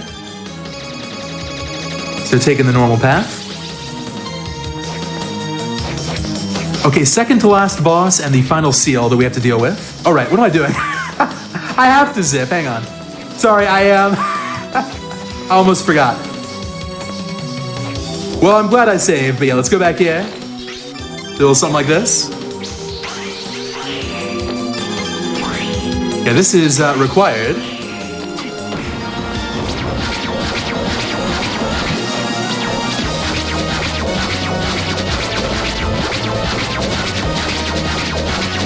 Nice. Excellent. Okay, so perfect on the seals today. GG's.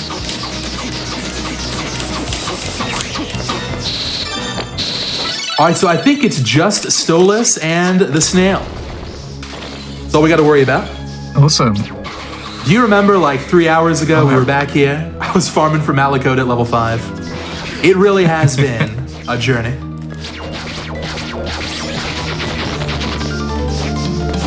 Yeah, we've come a long way, everybody. We've backed Jupiter up. Let's back him up for the last two souls. 2 souls left, hopefully. We'll be doing a check to verify. Yeah, you got this. You got this. So Hypnotics, this is your first time seeing Dawn. Obviously not quite the intended way through the game, but what do you think? I think it looks great.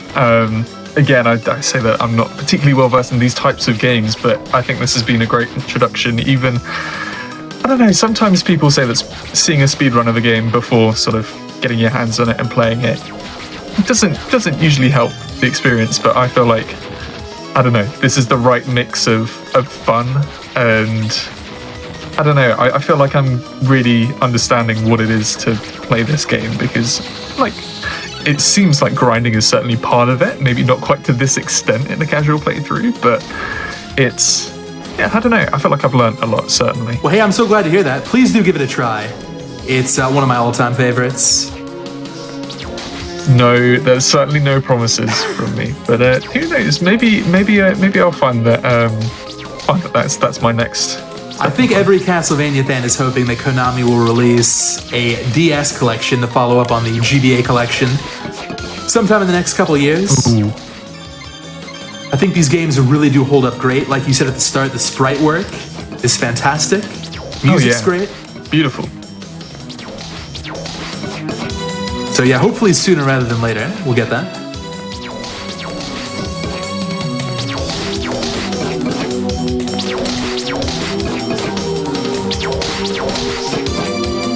You know, with the antenna sort of going down, quite dejected, it makes me feel quite sad for this enemy. I think that's why I'm a little bit drawn to the snail-type enemies in this game. They're a little bit cute in their own way, you know, kind of.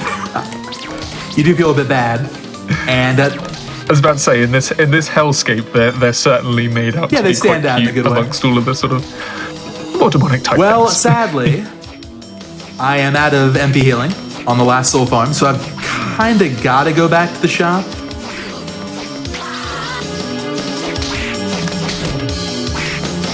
A little bit unfortunate. We almost got there.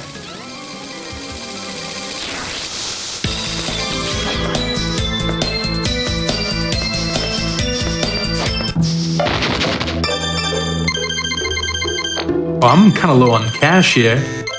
What do I got to sell? I could sell the cuddle. Yeah, let's do it.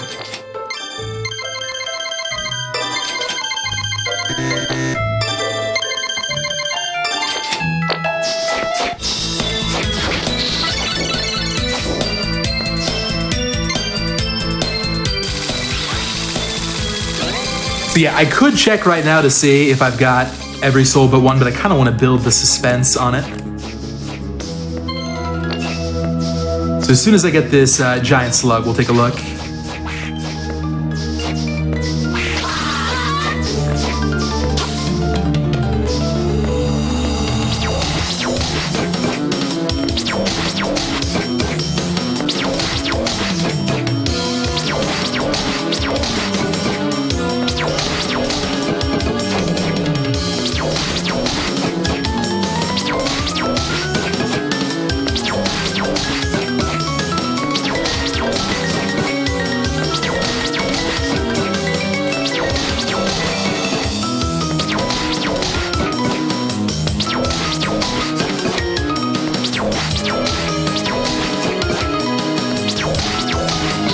Okay, moment of truth.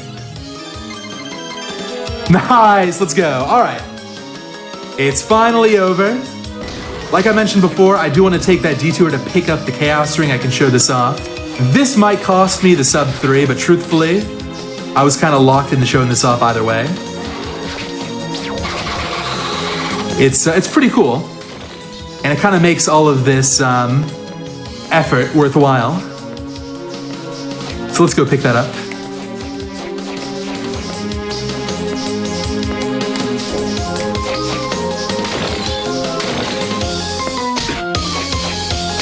I'm curious, there's a lot of moving parts to this particular run. How long did it take you to learn sort of all that you needed to know? So this route I came up with by myself. It's a tough one. I think anyway, so this is the Chaos Ring. It's got good stats. The MP regeneration is insane. Nice. I don't want to take too much credit because, you know, not all these ideas were mine. But stuff like Malakota.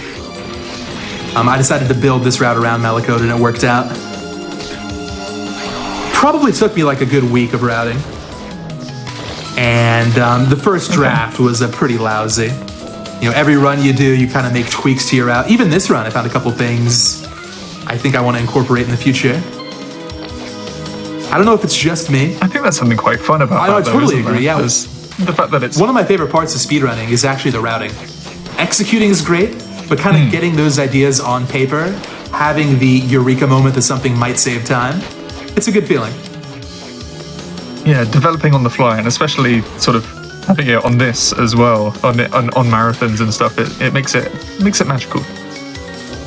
Now, I think we have seen a little bit too much Malacoda. I don't know if it's just me, but it's been like 3 hours of Malacoda.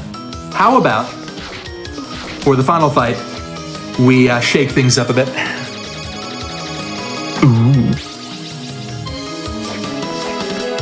You're gonna surprise us. You're gonna treat us to something. Now, this is Menace. Menace is a very difficult fight, debatably the toughest final fight in any Castlevania, at least of these 2D ones. But we've got every soul. It's gonna be easy. So let's go Disc Armor and Stolas, which will boost my intelligence.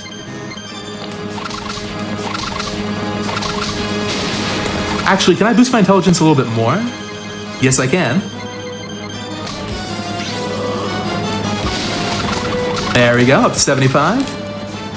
This right here, this flying humanoid, you can hold R, and the longer you hold it, the more your int will go up. Up. Oh, hang on. Let's not die here, that's important.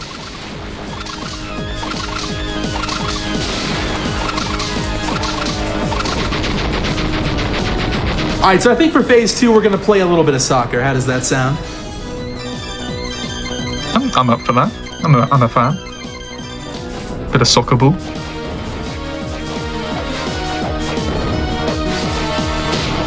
This is a tough strat, but yeah, Yorick is one of the best souls in the game. You can see I just did 392 damage. Ooh.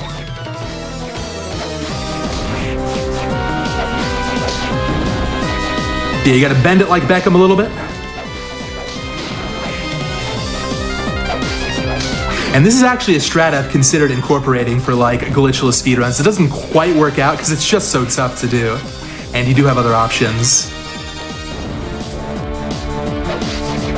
But yeah, don't underestimate this soul. It's one of the best.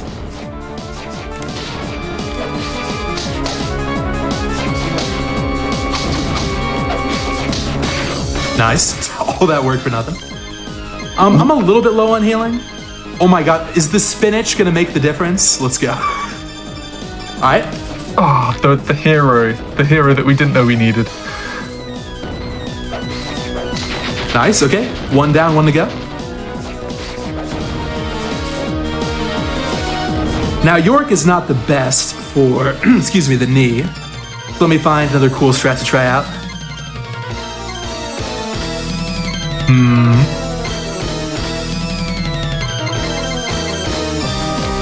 I think we want to vent our frustrations with the seed.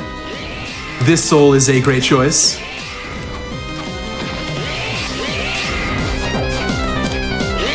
Just get it all out, you know?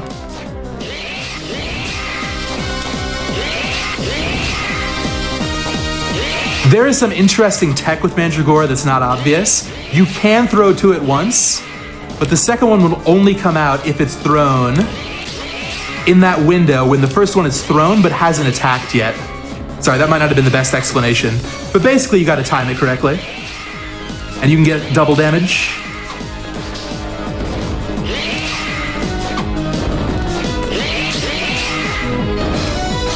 I think we're getting close. Time's coming up very soon. Time. Nice, GG's. So how do we do? I did some meme strats at the end there. I think it cost me. I'm afraid to say that it is just over a minute over. Personally, I think that was worth it. If it was all Malacoda all the time, Yeah, I think it was a worth little it bit dull. So Yeah, we finished on a 3 hours, 1 minute, and 16. So I think all things considered, you've done pretty well. well, I hope everyone liked this showcase of Dawn of Sorrow. Like I said, it's one of my absolute favorites. Such a cool category if you can put up with the luck. And it was a pleasure to be on. Thanks so much for inviting me. It's been delightful having you on.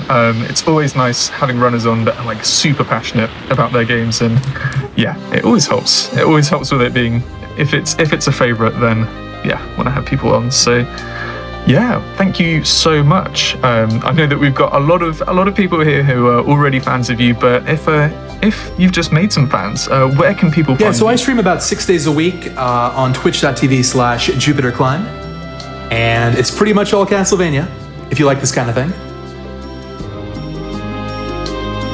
Nice, brilliant. Well, everybody, I think this run has been one of the better recommendations in terms of going to check out a runner. So Jupiter, thank you so much. Who knows? Maybe if we need some more Castlevania stuff on the show in the future, might need to hit you up again and see what other runs there are to see. But everybody, thank you so much for catching this Going Places hotfix. We are going to be signing off, and we'll be sending you all over to somebody just after this show. But again, yeah, just thank you so much for watching. Do keep your eyes on the gamesdonequick.com website, because we are going to be having the games list revealed today. I can't specify a time. We never really have a time for these things, but before the end of the day, Eastern, I believe we will find out. So best of luck to everybody who has submitted once again. And Jupiter, thanks so much for being on. We will be back in about 2 weeks' time, but tomorrow we're going to be having some PB Precipice. So, you know, speedrunning keeps on going on this channel, even between the big sort of the main events. So, yeah, this has been a whole load of fun. Thank you. I keep on saying thank you. I'm very grateful for this run. And we will be heading off. So have a lovely rest of your day, everyone, and see you around soon.